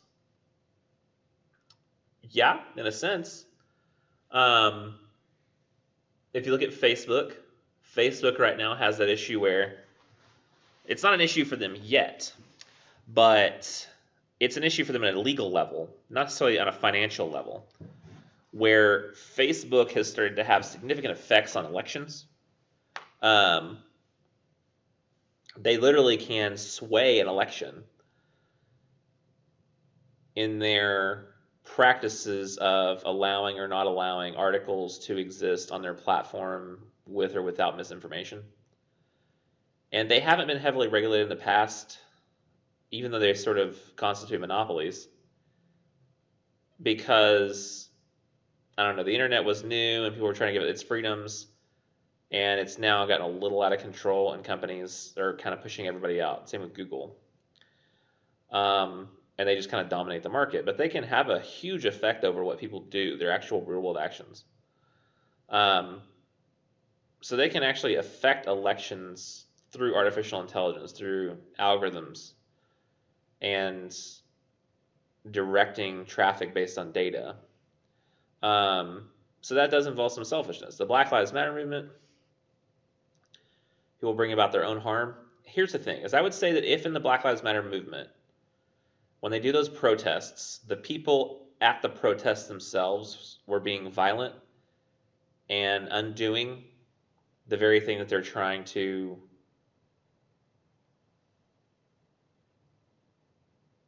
improve, I would say, yeah, that's probably a selfish case where they're wanting everything to just go their way so that they can have something that ends up, I guess, ruining the experience for everybody else. But the problem is, I mean, it's been very clear that most of the people who are arrested for violence at these protests are right-wing protesters. And on top of that, I mean, if you look at like things like the Minnesota, like when Minneapolis, like when they burned that police precinct, that was recently discovered in an investigation to have been a group called the Boogaloo Boys, and some of them even drove all the way from Texas and shot up this police precinct and then set it on fire. And that group did not like the Black Lives Matter movement. They went to Minnesota specifically to pin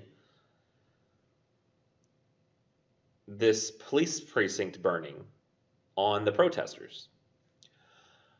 So I would say if the violence were mostly being caused by the protesters themselves, and they were kind of causing it, but it's not their fault that they're protesting and people are going to the protests and causing all this violence. Because they're just trying to exercise their right to protest. So I don't really think that the selfishness thing applies here. And it's not like they're asking for, they want to have better lives than other people, or that everything go their way all the time. They're literally just hoping not to die as often as they are now, at a level that they're dying far more often than white people stopped by police. They have to endure much different processes and profiling, and that's what's been going on. Then I'll go down to my other bold one, genetic testing. I don't know about genetic testing, but I did see something recently where this is really weird. I think a lot of people would be more pissed off about income inequality if they knew about this. So there's people who harvest human growth hormone, and apparently this is legal. But rich people who go to the doctor all the time with their kids and they go to their yearly checkups. First of all, if you are able to afford to go to a yearly checkup every year, that's not just to have, I mean, even if you're on Medicare, you might be able to afford it because you don't have the time to go off of work to go get your kid to the doctor if there's not sick, you know. But they're already able to provide them like the nourishment they need and all the things that they normally would need to be able to grow to their full potential. But sometimes rich people find that their kids still, even after all of that good care, their kids don't seem like they're going to be like in the upper percentiles of like height. And they're like, well, but my son, you know, I don't want him to be 5'4". The data that they've seen shows that you're much more likely to be hired as a man if you're taller. Much more likely to see opportunities in life. So they literally start to buy that for their kid. There are doctors who will give periodic injections of human growth hormone, and I believe this is completely legal. And there was a time in like the 90s or something where they harvested it in a weird way and it was actually unhealthy, but they figured out all those kinks and it's actually okay now. So you're just kind of getting the kid to grow. The genetics that he has are stopping him from growing and saying, nah, you're good. But the parents have decided that they want their kid to be taller. And so this kid who would have been like 5'4" after human growth hormone treatments ends up at 5'9". And that little bit of extra height is something that he only has because of the wealth and equality advantages available to him. And I don't know what the consequences of that would be eventually, so it's not quite on that selfishness radar with grandma as much, but it is something that does happen. Socialism, I mean, that literally the definition of socialism is kind of non-selfishness. There's not a whole lot that I would look for here. Veterans. Well, if we don't go veterans, we go military. So let's say selfishness. And I'm also trying to think of things I can look up on the databases and actually find something. I don't know if there's any studies that have been done on this, but other countries have, access to free healthcare and free education. And we act like, in this country, like, oh, that's socialist. That's socialist. There's a lot of people who say that. Like, it's socialist to do that. We're not that way. But there are a lot of capitalist countries that provide those benefits. In America, we do not. However, the military does. And I'm actually shocked at how many students I hear all the time tell me, and like kids who are in high school will say, yeah, I'm going to join the military because then I'll get, amazing healthcare and amazing education benefits. I'll get like a GI Bill for education for my kids, even good healthcare, access to healthcare. But other countries just provide that. So it has been postulated that one of the reasons that healthcare and education are so resisted in America at large is because there are lobbyists making sure that happens, and there are politicians making sure that that happens, because if we didn't have those to use as temptations to join the military, we wouldn't have a huge military. Imagine if we just took all the money that we have out of the military, made our military more on size with the rest of the world's militaries, formed a kind of a giant military like with the United Nations, where everybody kind of had to be in lockstep agreement in order for it to work. But our people had access to free healthcare and free education. I don't know what that would be like, but it would mean that everybody got access to free healthcare and education, even if our military was smaller. So, like, I don't know what the benefits of our military are or are not. Although I know that a lot of people who get pissed off at us for our military, and the embedding that we have in other countries. I'm pretty sure that 9/11 happened specifically because of our military involvement in other countries. Saddam Hussein was, I think, somebody that we actually trained or intentionally got elected in Iraq or whatever country he was in. Osama bin Laden, I think, was somebody that we helped train as well. Fidel Castro. All these people who ended up doing bad things in other countries are people that we trained and caused problems for. So military involvement is not always helping us as a country. Sometimes it causes us severe problems. Although I guess maybe people want to make sure that we can retain the power, so that America is sort of, I guess, at least in terms of military involvement, sort of untouchable. And our economy can just rage along, relying on wealth inequality. But the idea that if for too long you end up just giving healthcare and education benefits to the military, and the people at home create an America so repugnant, so filled with unhappiness, that the people who go to the military aren't even happy enough with America to want to stay there after they're involved in it. I mean, what's the point? Like, what are you defending? Like, You're defending a country that nobody wants to live in. And that's no good. Though I don't know that it quite fits the selfishness model either. I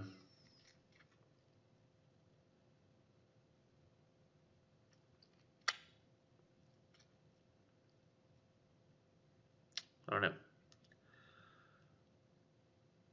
But I might go then with artificial intelligence and ethics. Because one, I have a particular interest in artificial intelligence and ethics. I've always found that topic to be fascinating, where you want artificial intelligence to be deployed because it can do things so much better than we can in some ways, but it also can sometimes amplify our own biases that we have baked into the system. Like with the, I don't know if I mentioned this earlier, but monster.com, I think, or one of those like hiring people websites. Once upon a time, like there was somebody who used monster.com to try to apply to jobs under fake names and kept getting calls back, and like their applications kept going through, and they would get calls and they would answer them and they would say, actually, no, I found a position, never mind. And they were finally able to find a variable that, as long as the whole rest of the application was exactly the same as the next copy they made, one variable would keep them from getting a call back if they checked it, even though it was supposed to be an anonymous variable. And that variable was age. So they found that if they put that they were elderly, so above the age of like 60, even if every single other item on the application was exactly the same, they would not get a call back for the job. And they asked Monster about this. Monster said, well, this isn't our fault. What we do is we take data from the company about their hires and the things they're looking for. We feed that into our computer, and it finds the correct candidates for the job. And so they went, okay, so it's the company's fault. They said, I mean, basically. And then they went to the company, and the company said, oh, no. Now, we told them like what we prefer. We never said anything about age. We're not ageist. We don't believe in age-related discrimination. It is possible in artificial intelligence to make these sorts of decisions that very selfishly seek out that which brings about benefit for you without really thinking about the future, and which could eventually bite you in the foot. I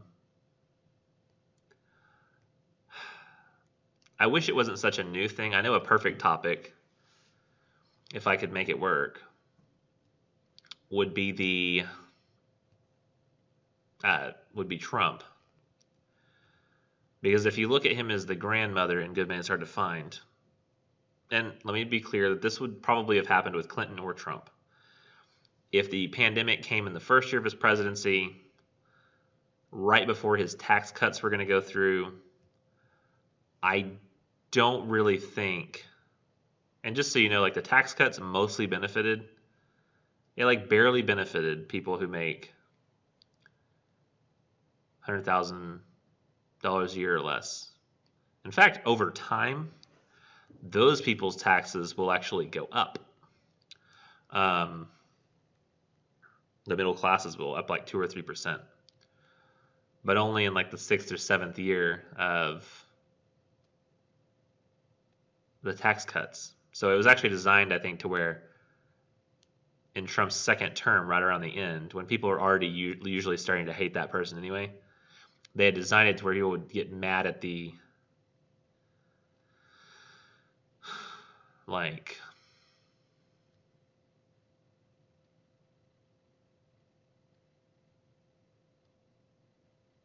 I don't know what you would say.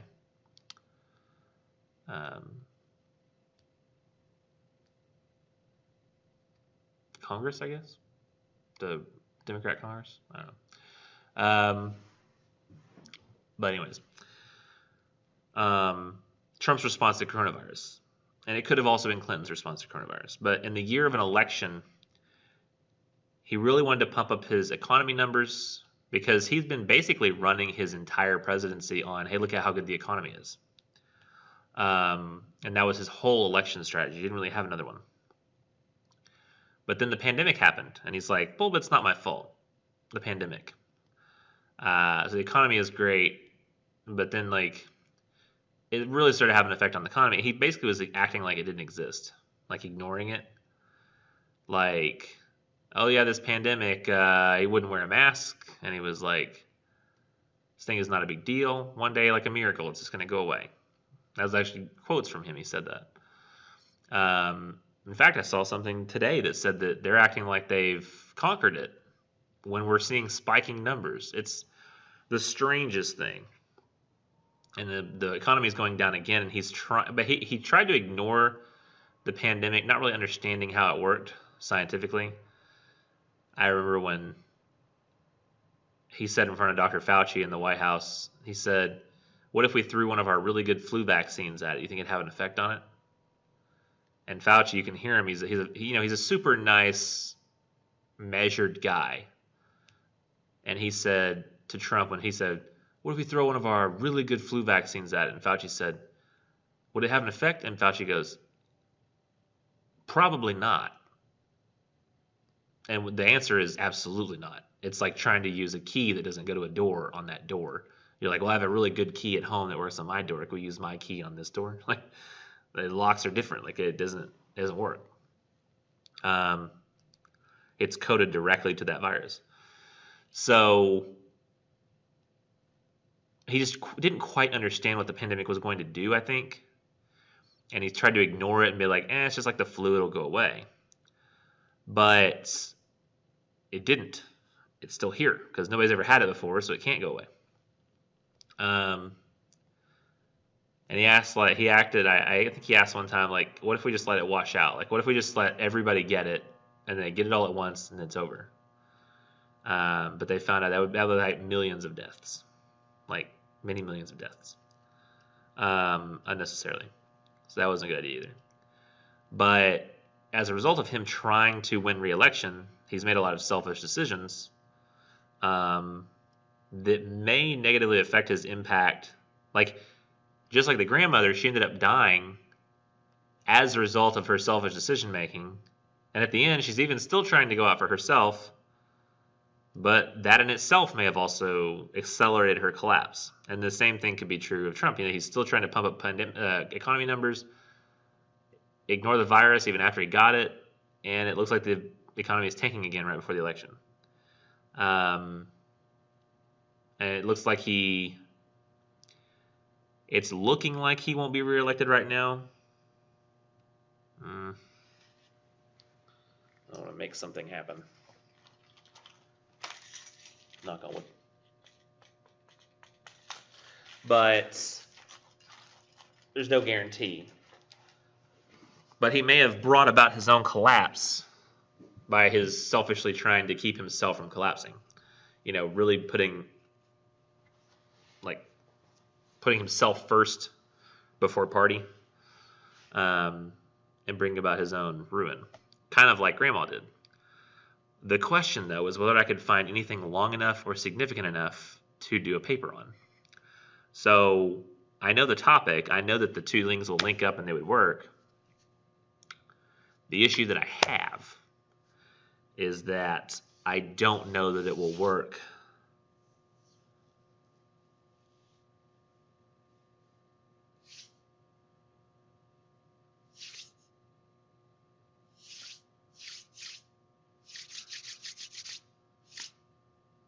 I don't think it'll work. I know it would work for abortion if I could find enough research. Because with abortion, people very selfishly want other people not to get abortions because they disagree with the practice. And they want to make abortion illegal. But in states that have less access to abortions, it's really weird. But often there are more abortions. Because the states that have less access to abortion often usually don't have family planning places either. Because the places that offer abortion services are also the ones that offer things like family planning services, birth control, condoms, sex education.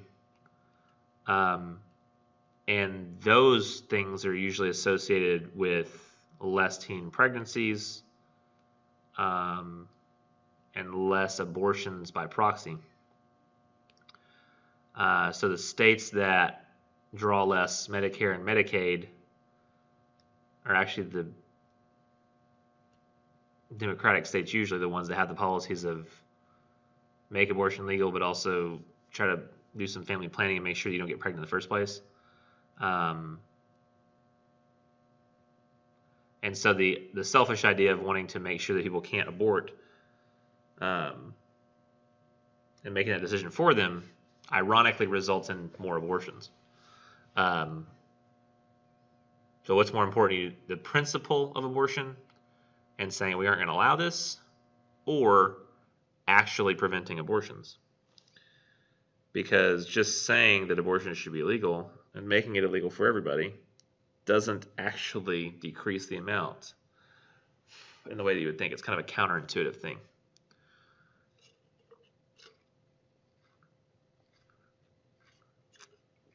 I'm generally a very results-oriented thinker, less of a principle-oriented thinker.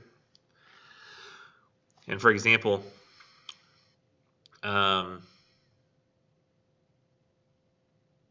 if somebody said, well, we really want to prevent teen pregnancy, and if a teen girl gets pregnant, they say, well, it's her responsibility, she should carry the term.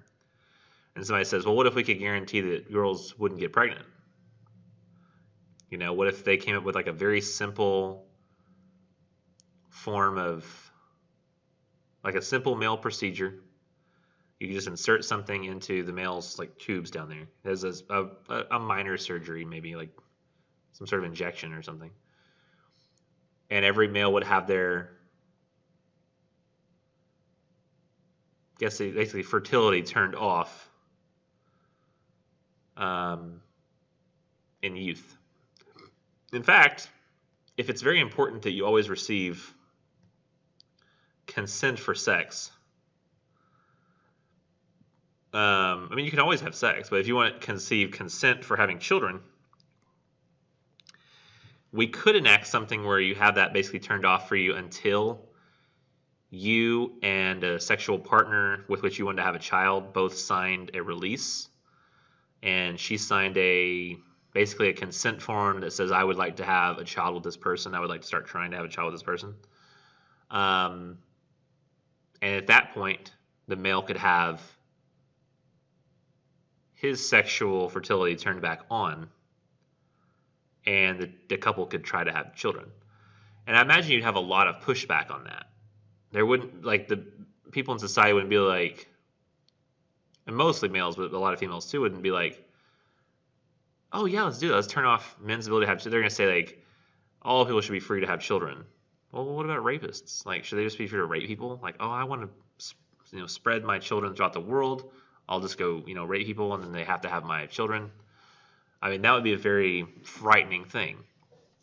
So, we don't want to have like sanctioned rape, so can't do that. But people also would very hypocritically not want to prevent abortions by forcing males to undergo temporary but extended male fertility canceling. And I already can hear the incel arguments. Like, so I'm going to sit there and turn it off. What if a woman never consents to me doing that? Am I just to have my fertility turned off forever? Yeah. What do you need it for? Like, what do you need to have children for if there's nobody to have children with? Like, it's just such a strange, like, I feel like people would have a problem with it, big problem with it, and not realize the irony of asking those sorts of questions. Until you're ready to have children, until somebody else is ready to have children with you, there's no reason for you to have, if there was a simple way to turn it off and on, that doctors could be in control of, and that you wouldn't have access to. What would be the problem of doing that way? You say it's taking their freedom, but it's not. It's providing freedom to both parties to have children at a predetermined time, not have a surprise child A lot of people will be like, well, if there was no accidental children, I wouldn't be born. I mean, I guess that's the case, but that's not a person who already exists, and that's way different. If we're talking about people who could exist under certain scenarios, that's a little different. And maybe we'll take care of the people we have in this country a little better if people were allowed to become financially stable before. But it wouldn't even have to be financial stability. It'd just be two people of age who both consent to have children. That's it. And then you get it turned on. But when you break up with that person, it gets turned back off because you don't need it. There's no reason to impregnate random people you meet on Tinder.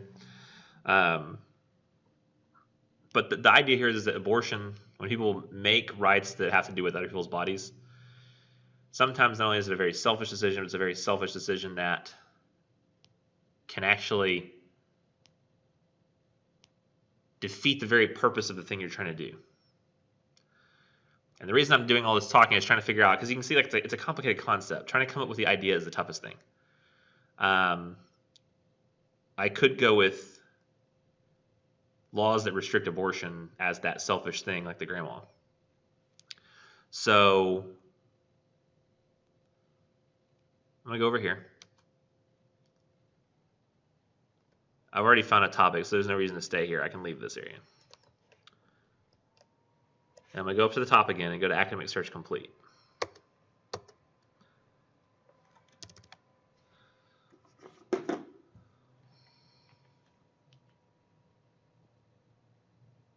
Oh, parents where?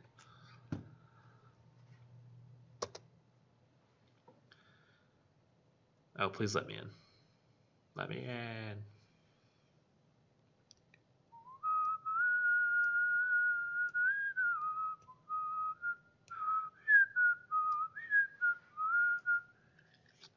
Let's see.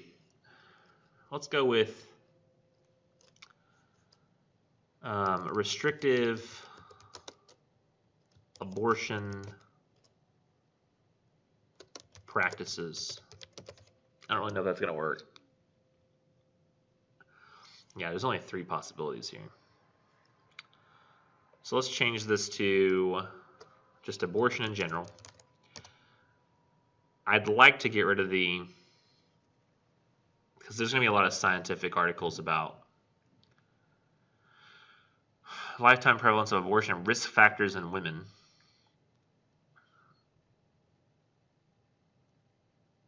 Journal of Pregnancy. What can it do to the risk of miscarriage in the future? Septic-induced abortion.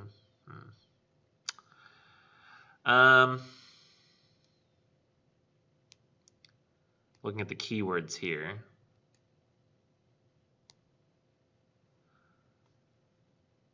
Oh, I'm already getting ahead of myself. I'm actually looking at the articles already. So what everybody should do when they do the search for the articles is the same thing you did before. Go scholarly peer-reviewed academic journals only. Gets rid of a whole bunch of them, like half. Let's go with stuff in the last maybe 20 years. I think. Maybe the ethics of it recently. So I feel like abortion, while it's had a renewed interest recently, like in stopping it. In fact, let's go 98, 99.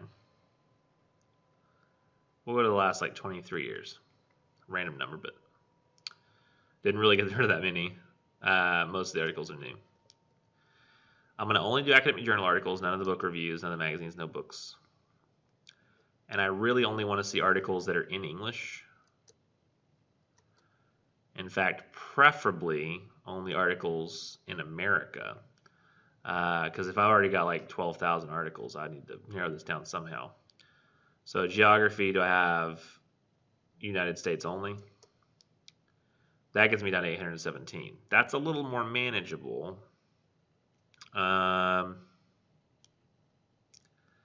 Stability of retrospective pregnancy intention reporting among women with unwanted pregnancies in the United States.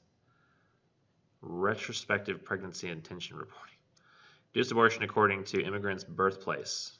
Good golly. What?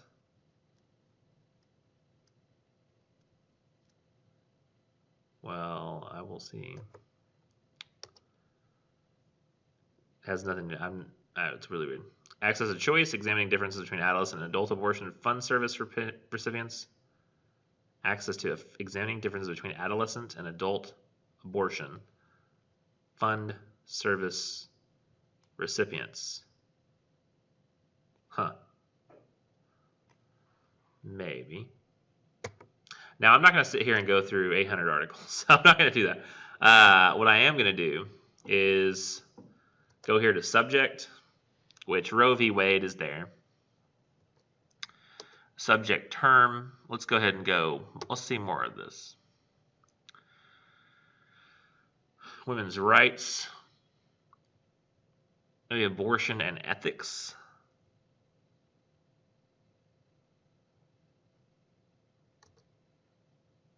And just see what these have.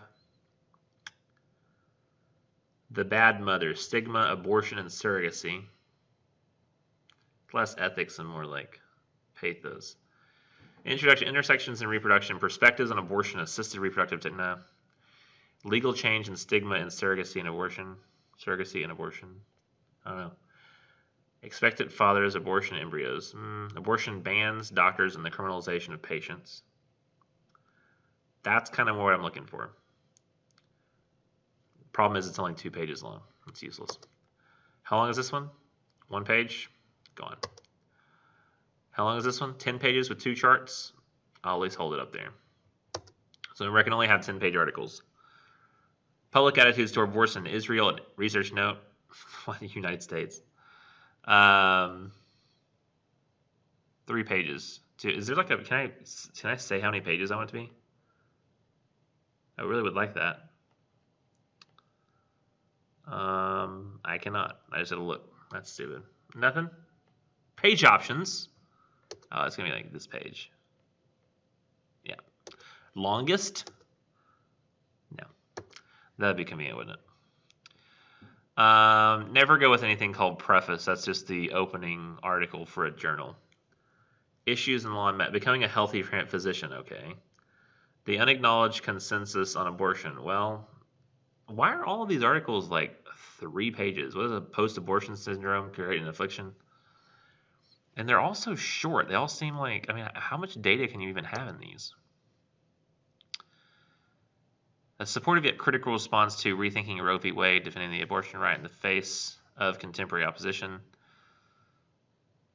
Who are these people who think they're doing it? Non-invasive testing, non-invasive counseling. Prenatal genetic testing, genetic counseling, abortion. Oh, the effects of genetic testing on abortion. Yeah, because you can do like the genetic testing of children ahead of time and then decide whether or not you want to keep the baby.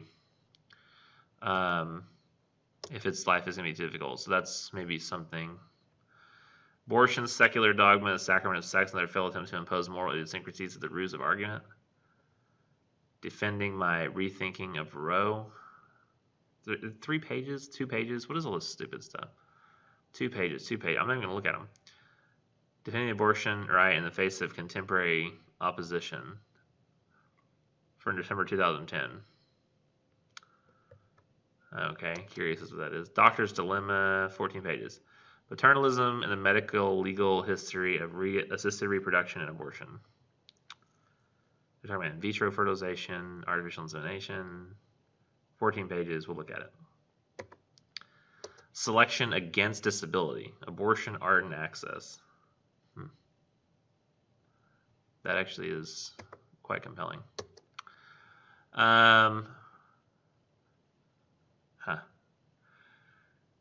Disclosure 2 ways. I don't know what that means.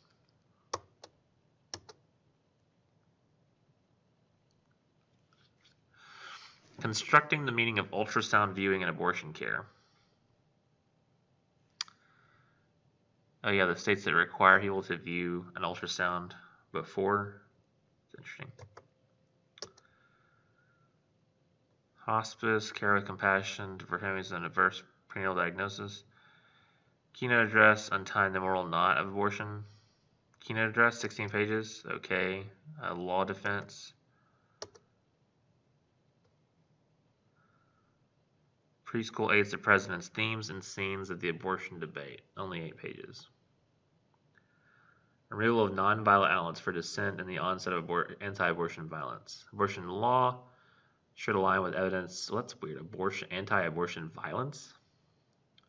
They kind of defeat the purpose. Artificial wombs and abortion rights. 1 page. Well, that's useless. 3 pages. 3 pages. 1 page. 4 page. Short articles. Abortion as healthcare. I wish it was longer, but no. 2 pages.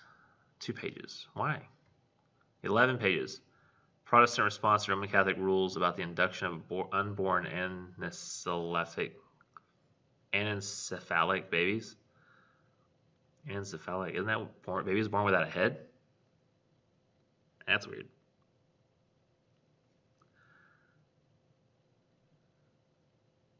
Isn't that what that is? Anencephaly?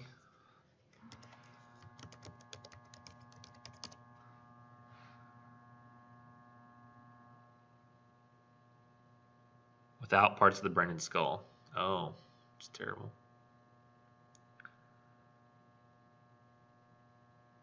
It's sad.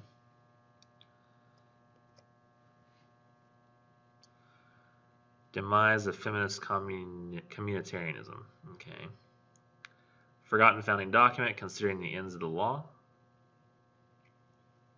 32 pages? 7 pages? 6 pages?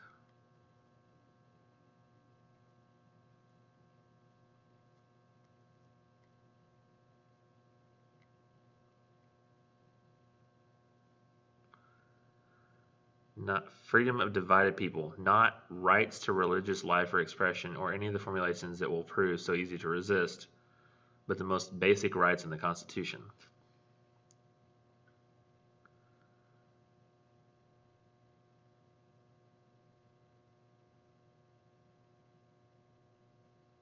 Well, this could deal with a whole bunch of interesting ideas. Well, this is weird. Fetuses are neither violinists nor violators. Well, for 2 pages, it's not going to say much. So few, like, long articles. U.S. court rules in favor of radical anti-abortion activists. Well, I mean, you can protest anything you want. Pregnancy is not a crime. Did I ever say it is? The moral permissibility of using RU-486 as an abortifacient and the pre-implanted, that's too complicated. Reproductive information and reproductive decision making. Decision making. 4 pages. Why is there so much sex in Christian conservatism, and why do so few historians care anything about it?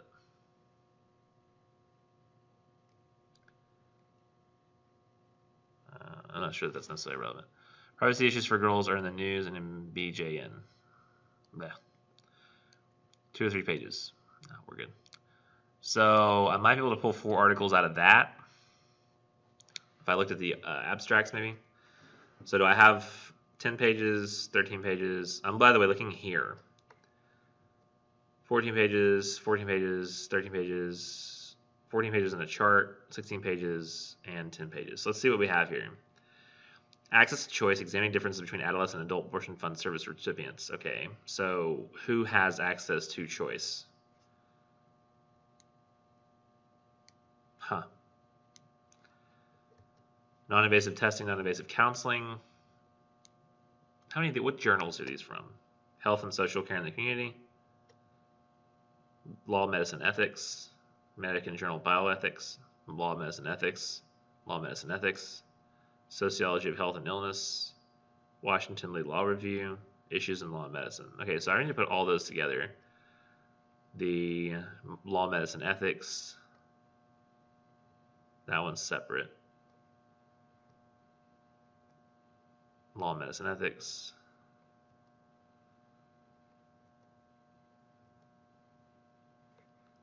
Let's see, 1, 2, 3, 4, 5, 6, 7, 8. Okay, so wait, issue laws, law, and medicine.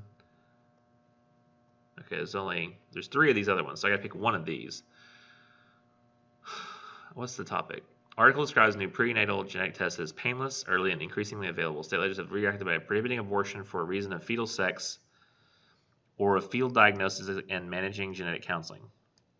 This article explores these legislative responses and considers how physicians and genetic counselors currently communicate post-testing options. The article then examines the challenges ahead for genetic counseling, particularly in light of the troubling grip of abortion politics on conversation about prenatal diagnosis. Okay. Article analyzed the comparative history of the law and practice of abortion and assisted reproduction in the United States, considered the interplay between medical paternalism and legal paternalism. So medicine and the law as acting as parents. It supplements existing critiques of paternalism as harmful to women's equality with the medical perspective, as revealed through the writings of Alan F. Guttmacher, to consider when legal regulation might be warranted. That does sound interesting. It's sort of a background on it. Interesting. Selection against disability.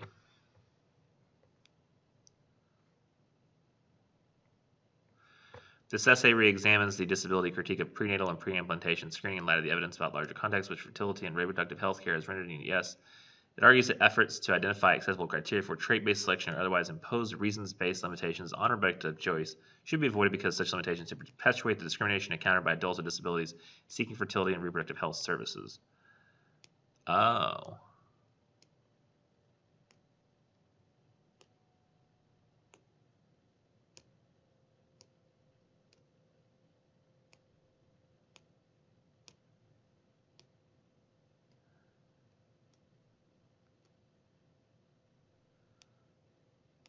Huh. Never thought about that. That sounds like a specialized scenario, something I'm less interested in, so I'll probably put those. I still want to keep them as an option, so move them to the end. And I'm going to leave this doctor's dilemma, comparative history of law and practice of abortion. Yeah. Access to choice. Oh gosh, what just happened? Examining differences between adolescent and adult abortion fund service recipients. Using existing case data from 2010 to 2015. It's a big sample size. Secondary data analysis was conducted to determine whether or not the experiences of adolescent and adult abortion patients who received financial assistance to help pay for an abortion differed. Okay. Fisher's exact test examined differences in dichotomous variables. Oh wait, the experiences, okay. And regression examined differences in procedural costs, patient resources, and expected travel distances to obtain an abortion. Results show that a greater proportion of adolescents in this data set identified as African American, and that adolescents were more likely to report seeking an abortion due to lack of contraception and rape, while adult patients were more likely to be seeking abortion due to contraceptive failure and partner violence. Interesting. Results are discussed using a trauma-informed framework. Yeah, it actually sounds interesting. So this is talking about, and keep in mind, if they don't have access to that, what that will do is perpetuate ideas like rape and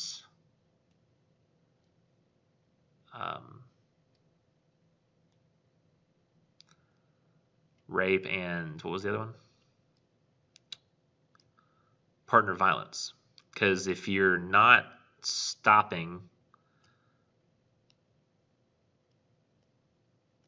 the scenarios which can cause those sorts of things, if you're not giving people access to, it's just going to make this person's life harder. And when they have a kid, they're going to raise that kid. And the harder your life is, the more difficult it is to do things that generally result in socioeconomic advancement, like getting an education. And that sometimes can also result in higher chance of things like good sex education that would prevent future pregnancies. So it's a self-perpetuating thing. So that I think will be useful. Rethinking Roe v. Wade. 2008, many states sought to pass human life amendments, which would extend the definition of personhood to encompass newly fertilized eggs. For like in vitro?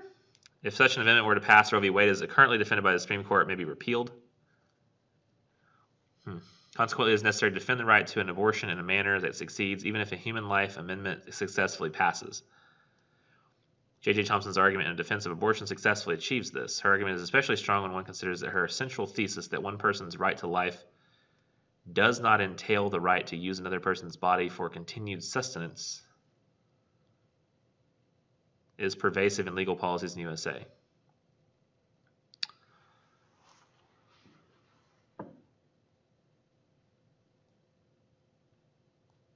Huh. Never thought about that. So, technically speaking, wouldn't you be legally within your rights to, as a pregnant person, you can't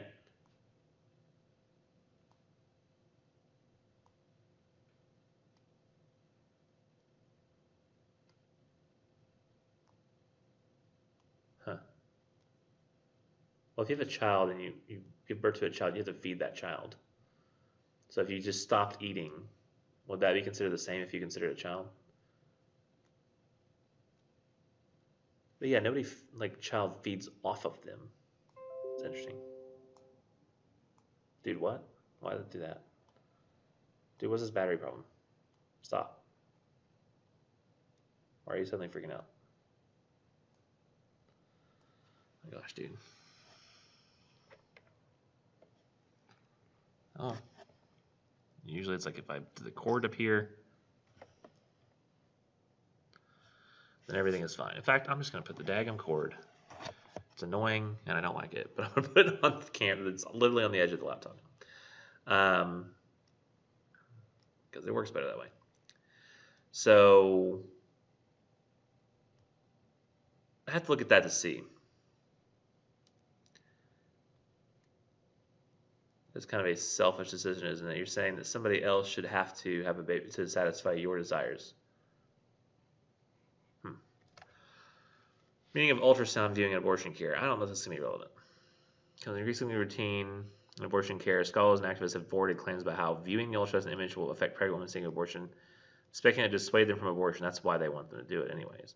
These accounts, however, fail to appreciate how viewing is a social process. Little research has investigated how ultrasound workers investigate viewing in abortion care. Oh yeah, interesting. We've drawn interviews with 26 ultrasound workers in abortion care for their impressions and practices around ultrasound viewing. Respondents reported few experiences of viewing dissuading women from abortion, but did report that it had an emotional effect on patients that they believe were associated with gestational age. These impressions informed their practices, leading many to manage patient viewing based on the patient's gestational age. Other aspects of their accounts, however, undercut the assertion that the meaning of ultrasound images associated with gestation and show the pervasiveness of cultural ideas associated developing fetal personhood with increasing gestational age. Okay. Findings demonstrate the social construction of ultrasound viewing with implications on the ongoing contestation over abortion rights in the U.S. So, like, requiring people to view an ultrasound, how that affects people emotionally based on abortion age, but didn't actually dissuade people from the abortion. But if it causes them to develop emotional issues related to the abortion, yet not actually prevent the abortions, you're not actually accomplishing that which you meant to accomplish. You're just selfishly getting people to feel bad about the thing you think they should feel bad about. There we go. That worked. Keynote address. And then what do we have? Freedom of divided people. Not right to religious life or expression. I want to read this one first. Article discusses that the author refers to as what author refers to as the freedom of divided people in America, and it mentions basic rights in the U.S. Constitution, legal aspects of religious freedom, pacifism in America. Conscientious objectors and dissent were addressed, along with religious laws and the constitutional rights of Christians in the U.S.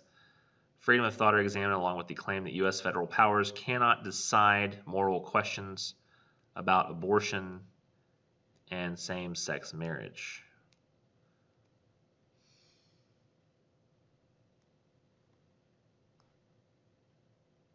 Cannot decide.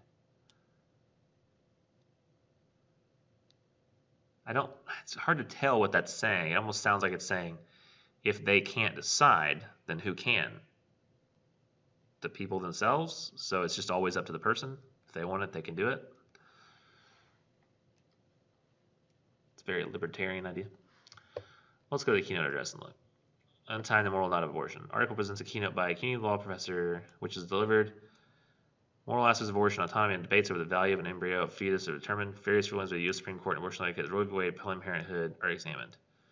You know what? I might just go with these 4, because these 4 seem like I can make the selfishness argument easier. And I do apologize this took so long. But I wanted to show you what I would actually go through if I was coming up with articles. So I may let people know somehow that that was just a very long, kind of drawn out process. In fact, how long have I been doing this? Yeah, almost 3 hours? That can't be right. Good golly, I've been thinking that long about these articles? That's insane. Is there not a time when I paused? That's nuts. Okay. Let's just say that I've got this set of articles that I'm going to use. Let's say I close these others down. I can always go back to the video and find these articles again if I want to.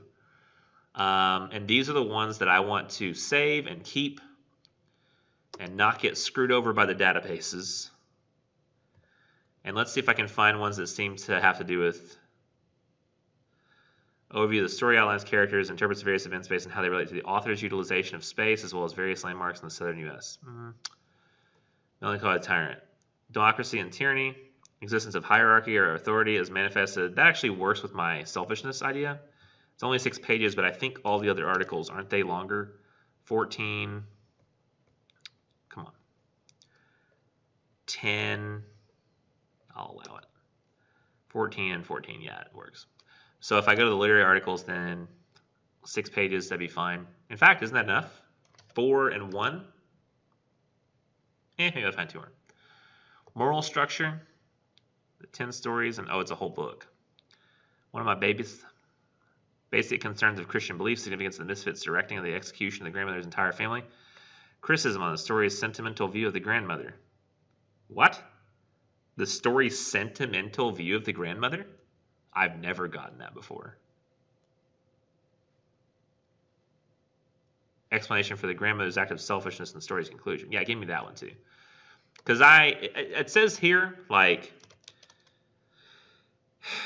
I don't know if this is on the guidelines, but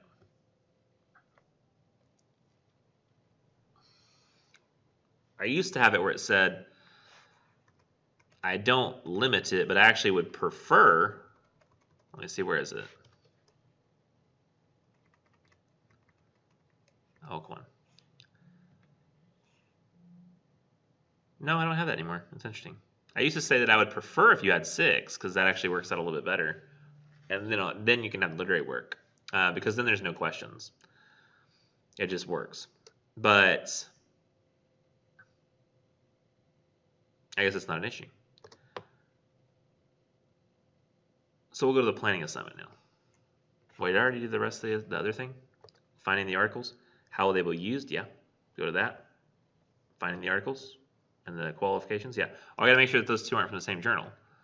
Studies in short fiction, perspectives on political science. Cool. So that works. Here's what we're going to do now. I'm going to save these articles, and I'm going to create a Works Cited page with all the articles on it, and a citation for Good Man is Hard to Find. So I read Good Man is Hard to Find from the textbook. So I would have to get my citation from the textbook, but I'll show you like kind of a shortcut for that.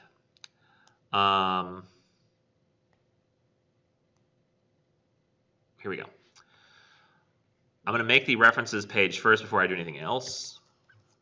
So let's do Works Cited.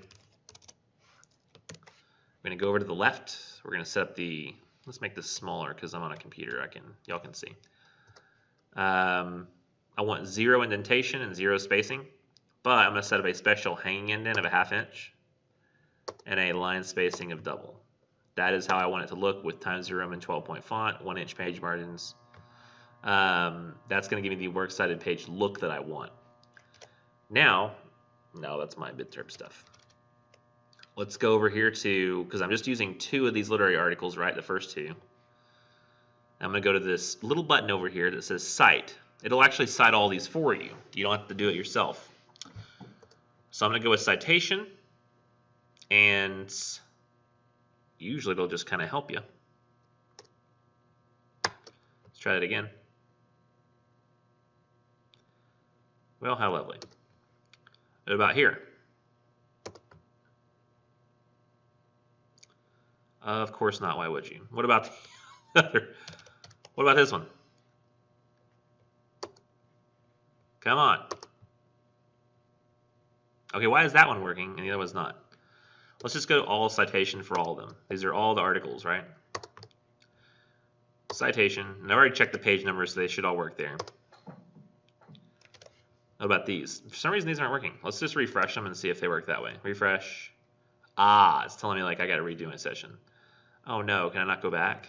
Oh, son of a gun, dude. Come on, dude.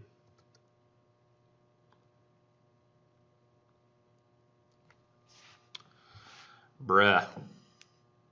Oh, come on. Good Lord. Library services. Databases. Academic search complete. Good man is hard to find. Stupid. Scholar peer reviewed. Academic journals. I know I had Melancholy Tyrant, wasn't it? I think I just saw it. Yeah, this one. So screw you, I'm clicking on it. There we go. So I guess don't even wait. Just like gather them if you can, because apparently, see, can I refresh now? Oh my gosh. Jerk. So we're gonna go close this, close that. In fact, close all of them because I can't apparently use them. They're all from different sessions. Here's the thing, the web links are different every time you log in because that ties it to your session. I guess you gotta gather it quickly. Go, go, go. And the other one was, what was it? Gilead something something? No. Moral structure? Was that it?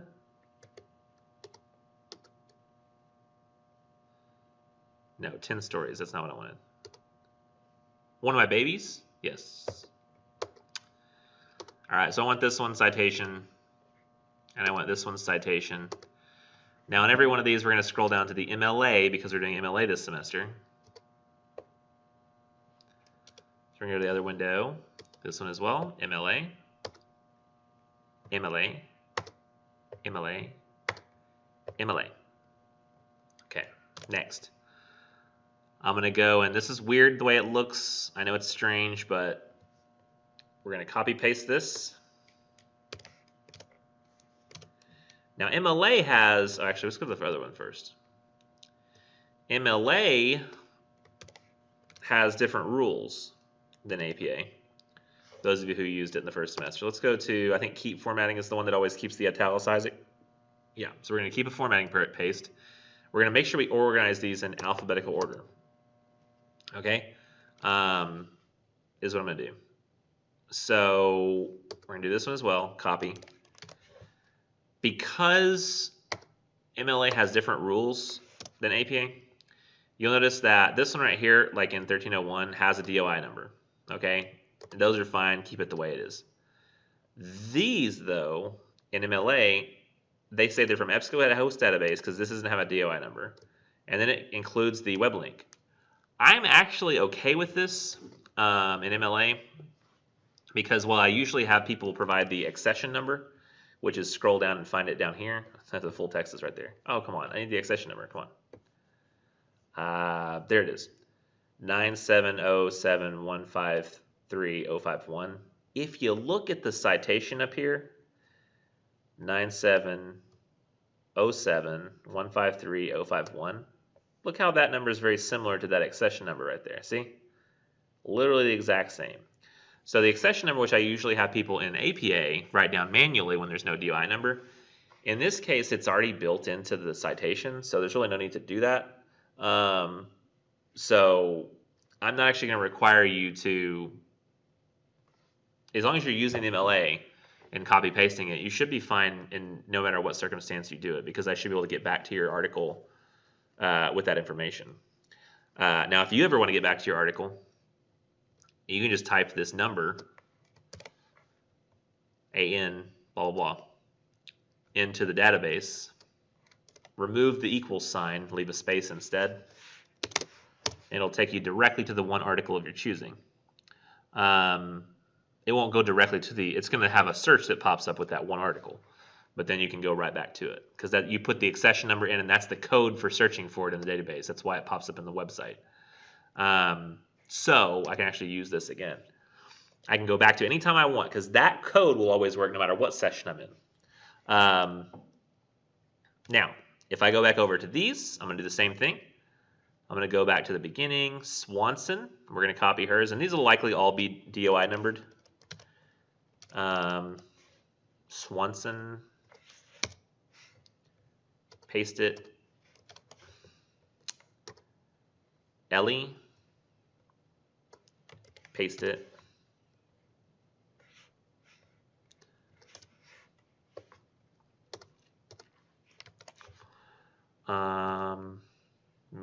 Mannanen. Let's try that again.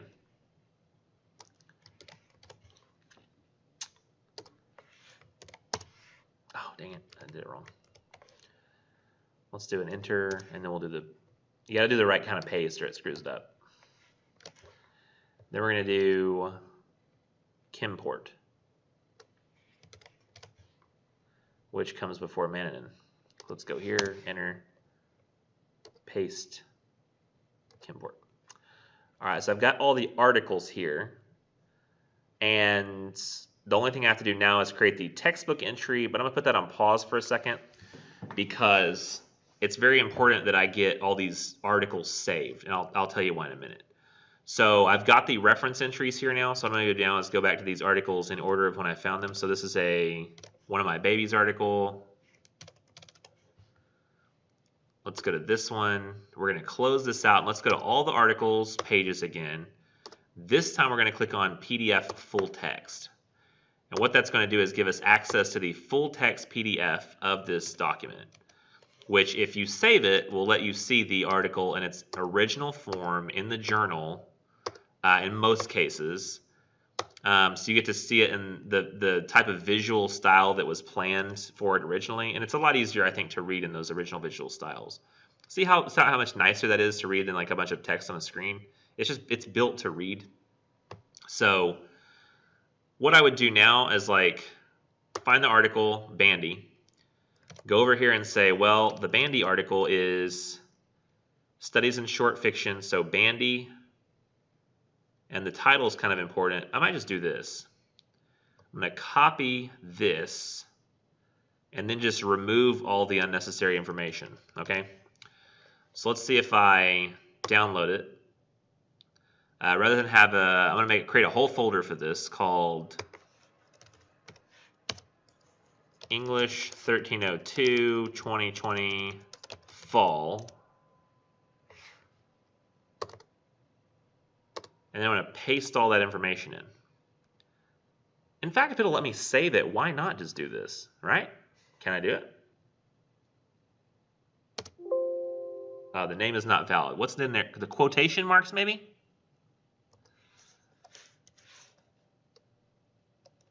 Oh, it's the colon, I think. Let's see if we can leave the quotation marks. No, it's the quotation marks too.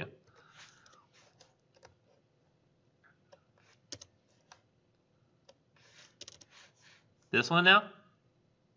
Hey, so that should work, right? So I can actually just paste in basically the entire information I need for the citation into the name, and I'll show you why that's a great idea here in a minute.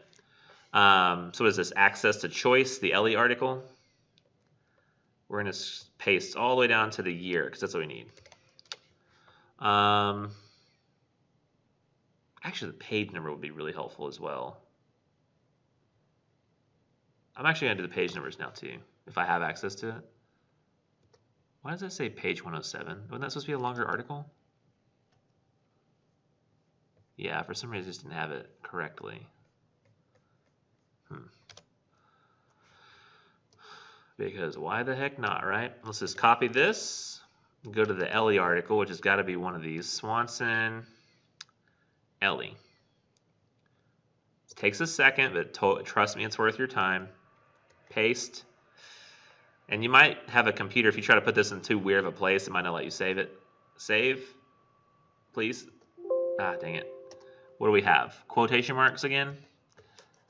I don't know if the ampersand is going to cause us problems. We're going to leave it and just see.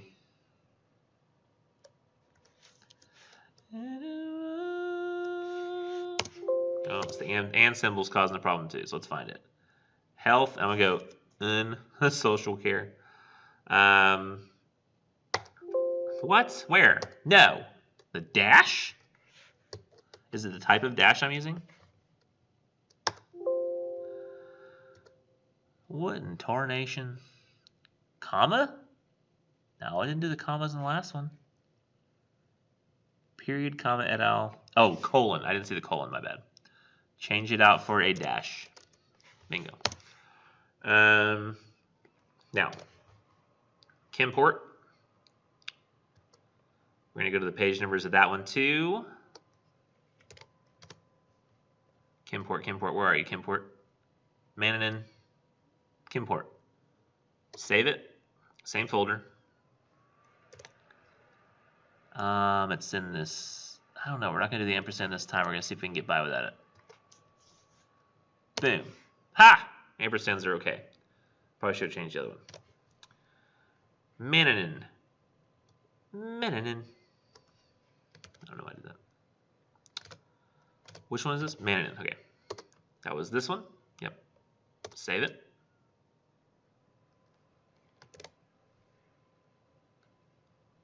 Why the hell not? we'll go for it.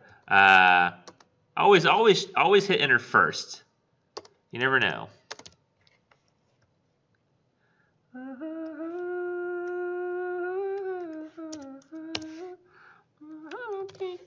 don't think no much. I don't know lots of words.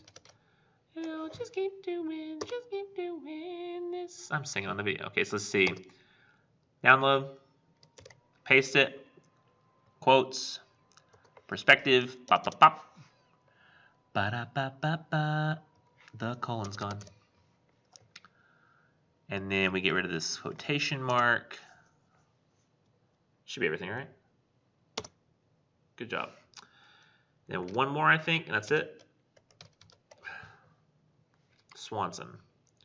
I'm telling you, if I did research, I would literally be doing this my own.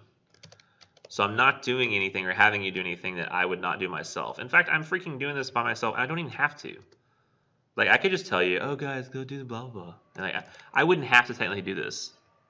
I'm doing this because I love all of you like children. Why, you're my own children, said a selfish person once. But no, this really is like, I just think it's important. Like, I think it's important to do all this stuff. What? No. Where is it? Dash and? No, there's a colon there hidden. Where is it? Come on. Come on. That colon isn't there. Save. Okay, so here is the dealio.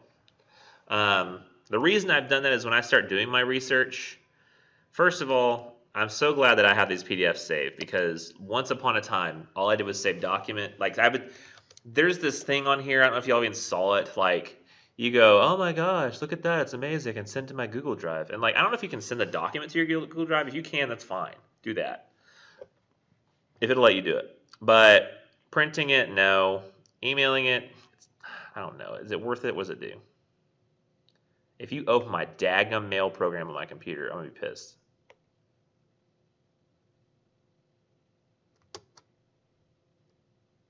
It's doing nothing. What is this? Export? You are useless. Permalink? Okay. I don't know. But anyways, the importance of this is these databases will go down. Databases always go down. But you still want to be able to write the research paper even when the databases are down. And all the other stuff might not necessarily be down. Blackboard might be up, but databases are down. Google Docs will probably be up because Google Docs is like on Google servers and there's tons of them. So they'll be fine. But you want to be able to do your research paper not on the timing of the database, it's on the timing of when you want to do it. So if you save all these documents, you have them. It doesn't matter what happens, you can write your paper. See what I'm saying? Even if you like save them on your iBooks on your phone, if you're writing these things on your phone, put them in your Google Drive like it says here as a possibility, if it'll let you do that. But if you save a references page, first of all, you're going to have to do this anyway at the end.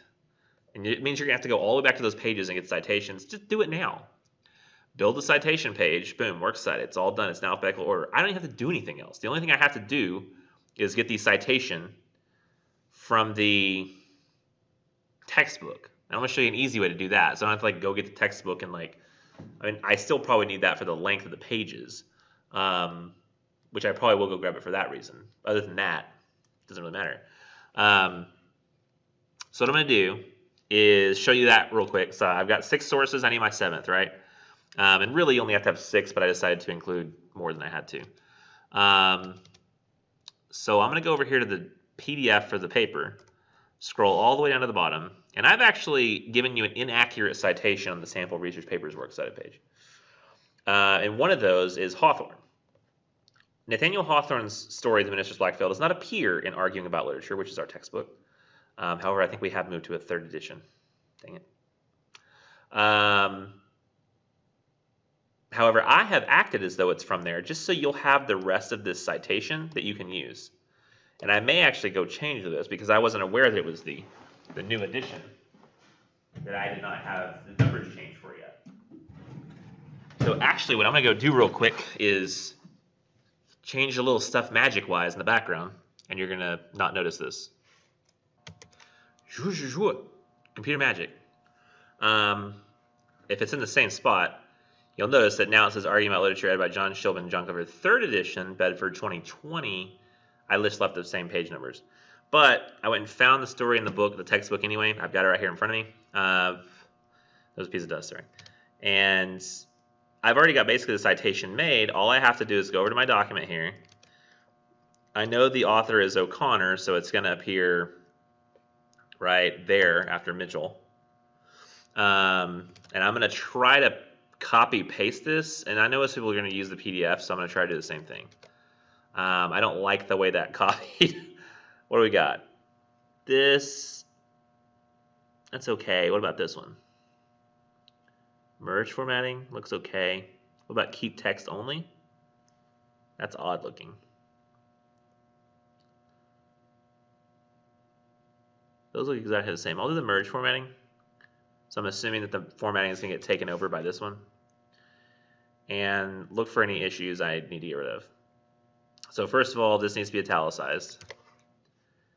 Second of all, this needs to be 3rd like it was before. I need to change this to actually Flannery O'Connor's information. She looks so familiar, like I feel like I know her. I still can't believe that guy spelled Flannery O'Connor wrong. I don't know what, that got published in a journal. How do you not notice that? Her story is called A Good Man is Hard to Find. Right out of Arguing About Literature, edited by John Shilvin Clifford. Bedford 2020, and the page numbers for this story in the book are 991, because it's the first word of the story itself. 991. Because the book says 990, but when I actually see the story start, the first letter of the story starts on 991. And then it goes to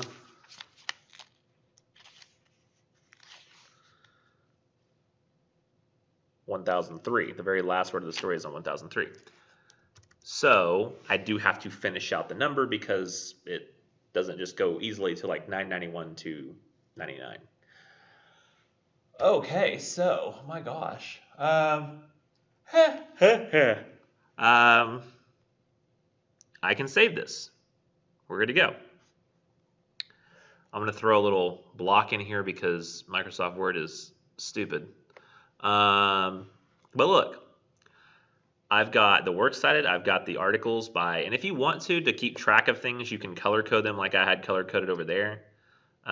This is one of the literary articles, so I just like to use literary articles are in green. What's the other one? Some people like to do this for themselves, and once you submit the actual paper, you can't do this. You have to make it black and white, but if this helps you keep track of things, you can. And then this will tell you too if you've done all the things you're supposed to do. So this is blue. I do blue for the real world issue articles. Blue. Blue. They're all from different journals. They all have the right number of pages. They're all from different authors. Makes me happy. And then this one right here is the textbook, so it gets to stay in just normal black and white. Now, in addition to this, I've got to have a thesis if I want to submit the research paper planning, right? First of all, let me save my Works Cited page, and I'll just call it Works Cited for research paper. So I'm going to put the marker here. We're going to call it more save options, and we're going to go to browse. So hopefully I just cut all that out that you just saw. And then we're going to put that in that 2020 fall folder for the research paper. I should have said that. Oh, that's 1301. I wonder. The one well, that's not right either. 1302, 2020 fall. Haha. So this is Works Cited for planning for research paper. I mean, you can do that either way. It doesn't really matter what you title it for yourself. It's up to you. And then what I probably need to include as well, I can do it on a different page, or I can do it on the same page if it fits, but a thesis. And I'm just going to totally make something up. I have no idea if this is true. So let's say like my thesis needs to include a couple of certain elements. Okay, so I've got step 1 of the planning assignment, which all that requires you to do. If I go up here to the top and show you, this is the planning I'm going to go over now. All you have to do for this, because I found all the right articles, I put them on a Works Cited page.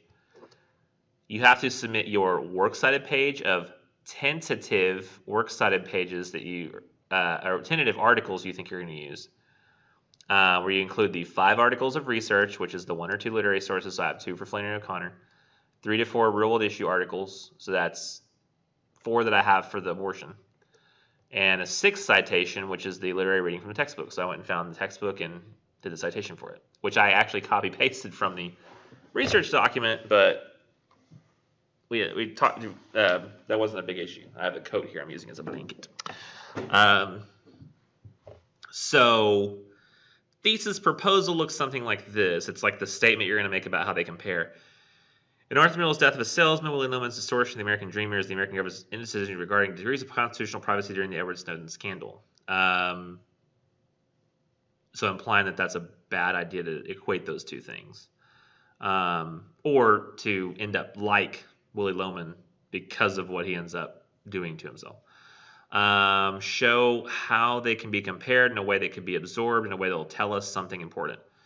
Now, here's the grading of it. So before I actually show you how to submit it, here's the grading of it. Ideally, you want to get an 8 on this. And what that means, if you get an 8, everything it corresponds to, if you multiply it by 10 and then create, like, go to the furthest reaches of that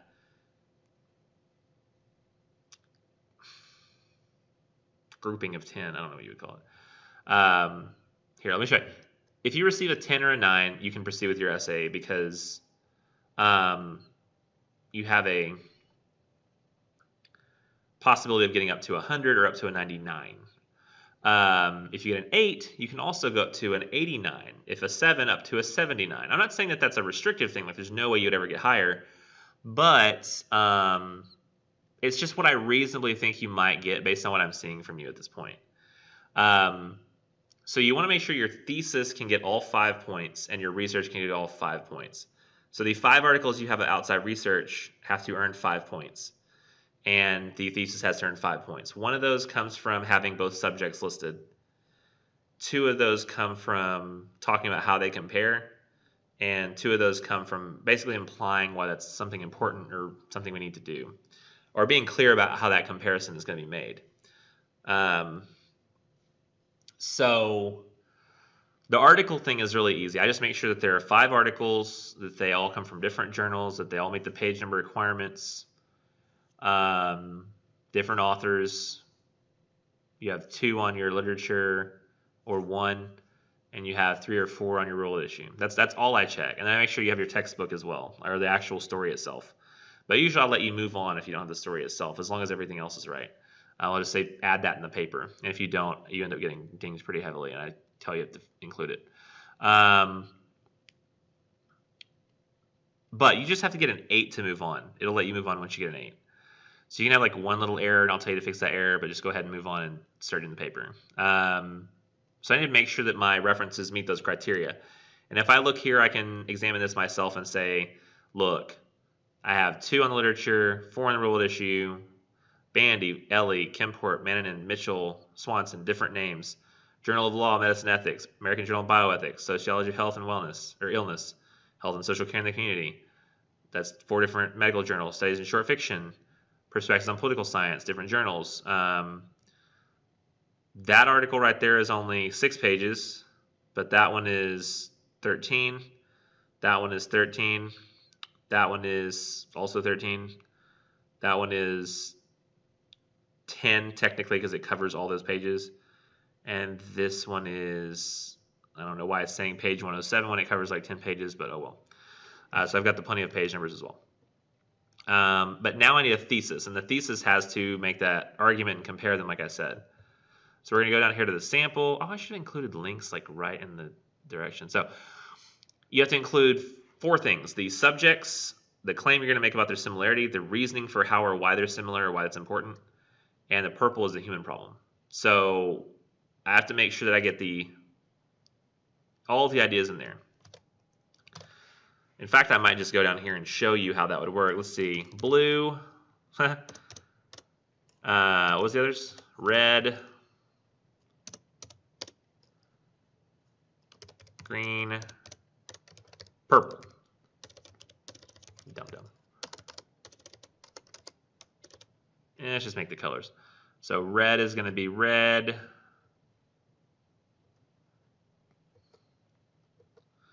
Green is going to be green. Ta-da. Purple is going to be purple. There we go. So the subject's very clear. It's good man is hard to find, and abortion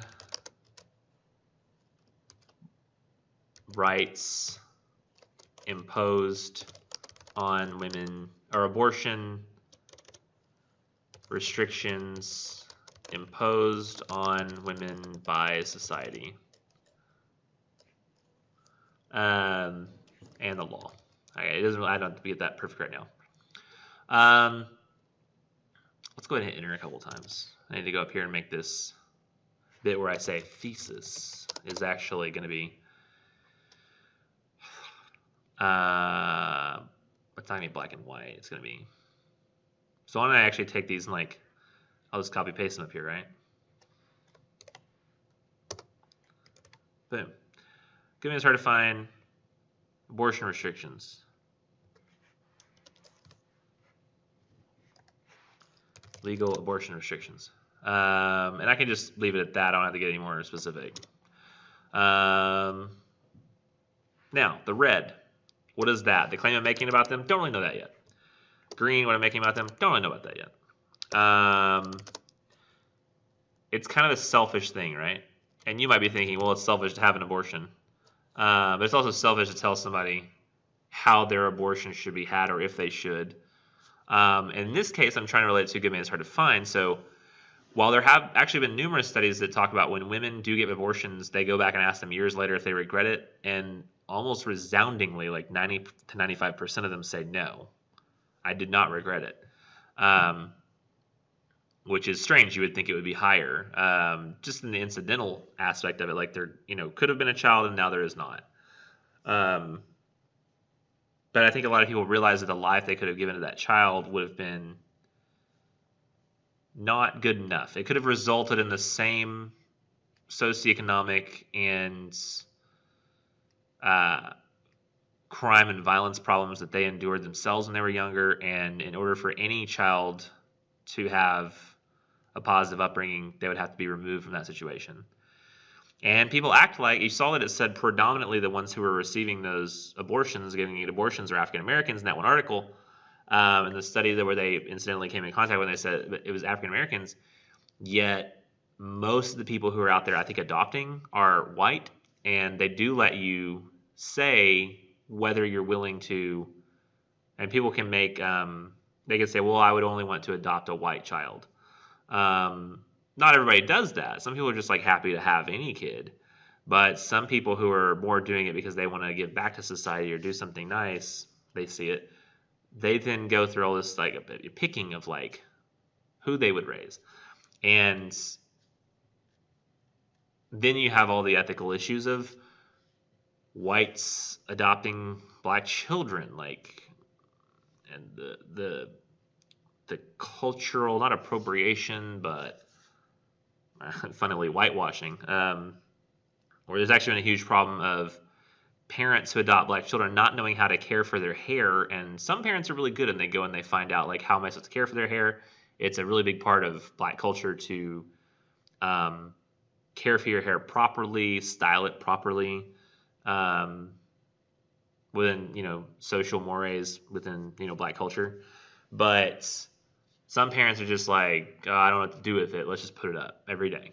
And so there are all kinds of like issues with just saying, well, everybody should be forced to give it up for adoption, when those kids could very much end up in foster care, and then that's just the self-perpetuating the problem. It continues to keep people stuck in these life situations, and every single generation is dealing with the exact same problems over and over and over again. So the selfishness of forcing other people to get the abortions, and I can maybe throw the word selfishly in here. Let's just copy paste that somewhere. Probably gonna be an adverb. So let's see, what is the claim I'm making? Both similar. It's not a whole lot more to it, is there? And the reasoning, how and why. Forcing, and think about the way we described forcing one's views of society on others in a way that actually brings harm upon one's own, not way of living, but what's that word for like quality of life? Quality of life.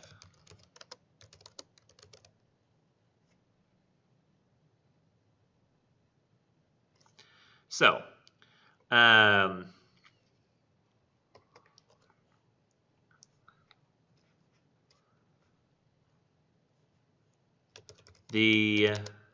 let's do this part here, the red.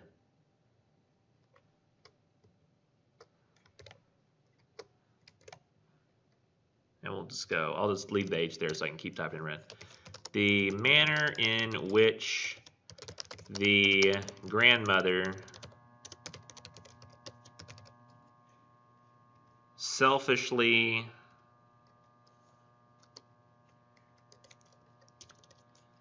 dictates I'm just going to say the grandmother's selfishness dictates the directions, action, decisions, dictates the action in Good Man Is Hard to Find,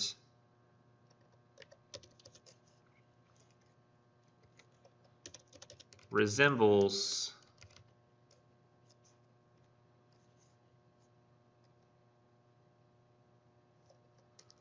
society's imposition of abortion restrictions on women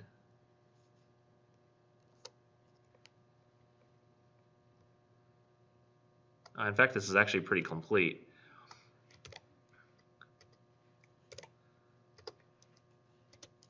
In the sense that forcing one's views of society on others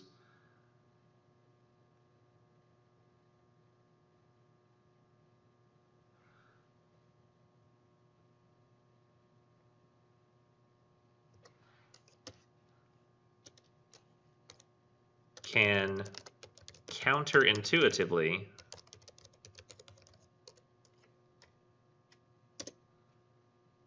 bring harm upon one's own quality of life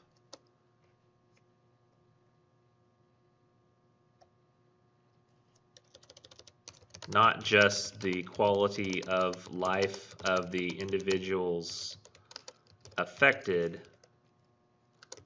but on one's own quality of life as well. It's a little long in the tooth, but now I've taken the human problem, which is selfishness. I'm comparing the two. I've got the claim is that they resemble each other, so that I have selfishness is at the root of both. In fact, this all should be blue actually right here. Society's imposition of abortion restrictions on women, because that's actually the subject. Is that it? No, it's not quite it. That yeah, okay. So the manner in which the grandmother's selfishness dictates the action in Good Man is hard to find resembles society's imposition of abortion restrictions on women. That's the claim I'm making, is that they're similar. How? In the sense that forcing one's views of society on others can counterintuitively bring harm not just to the quality of life of the individuals affected, but on one's own quality of life as well.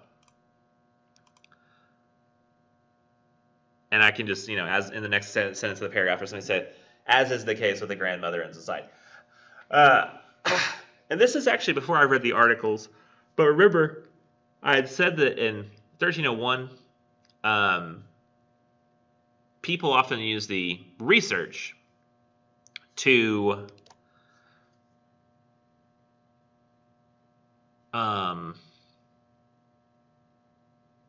guide the direction of their argument. So like whatever the research seems to show, that just guides you.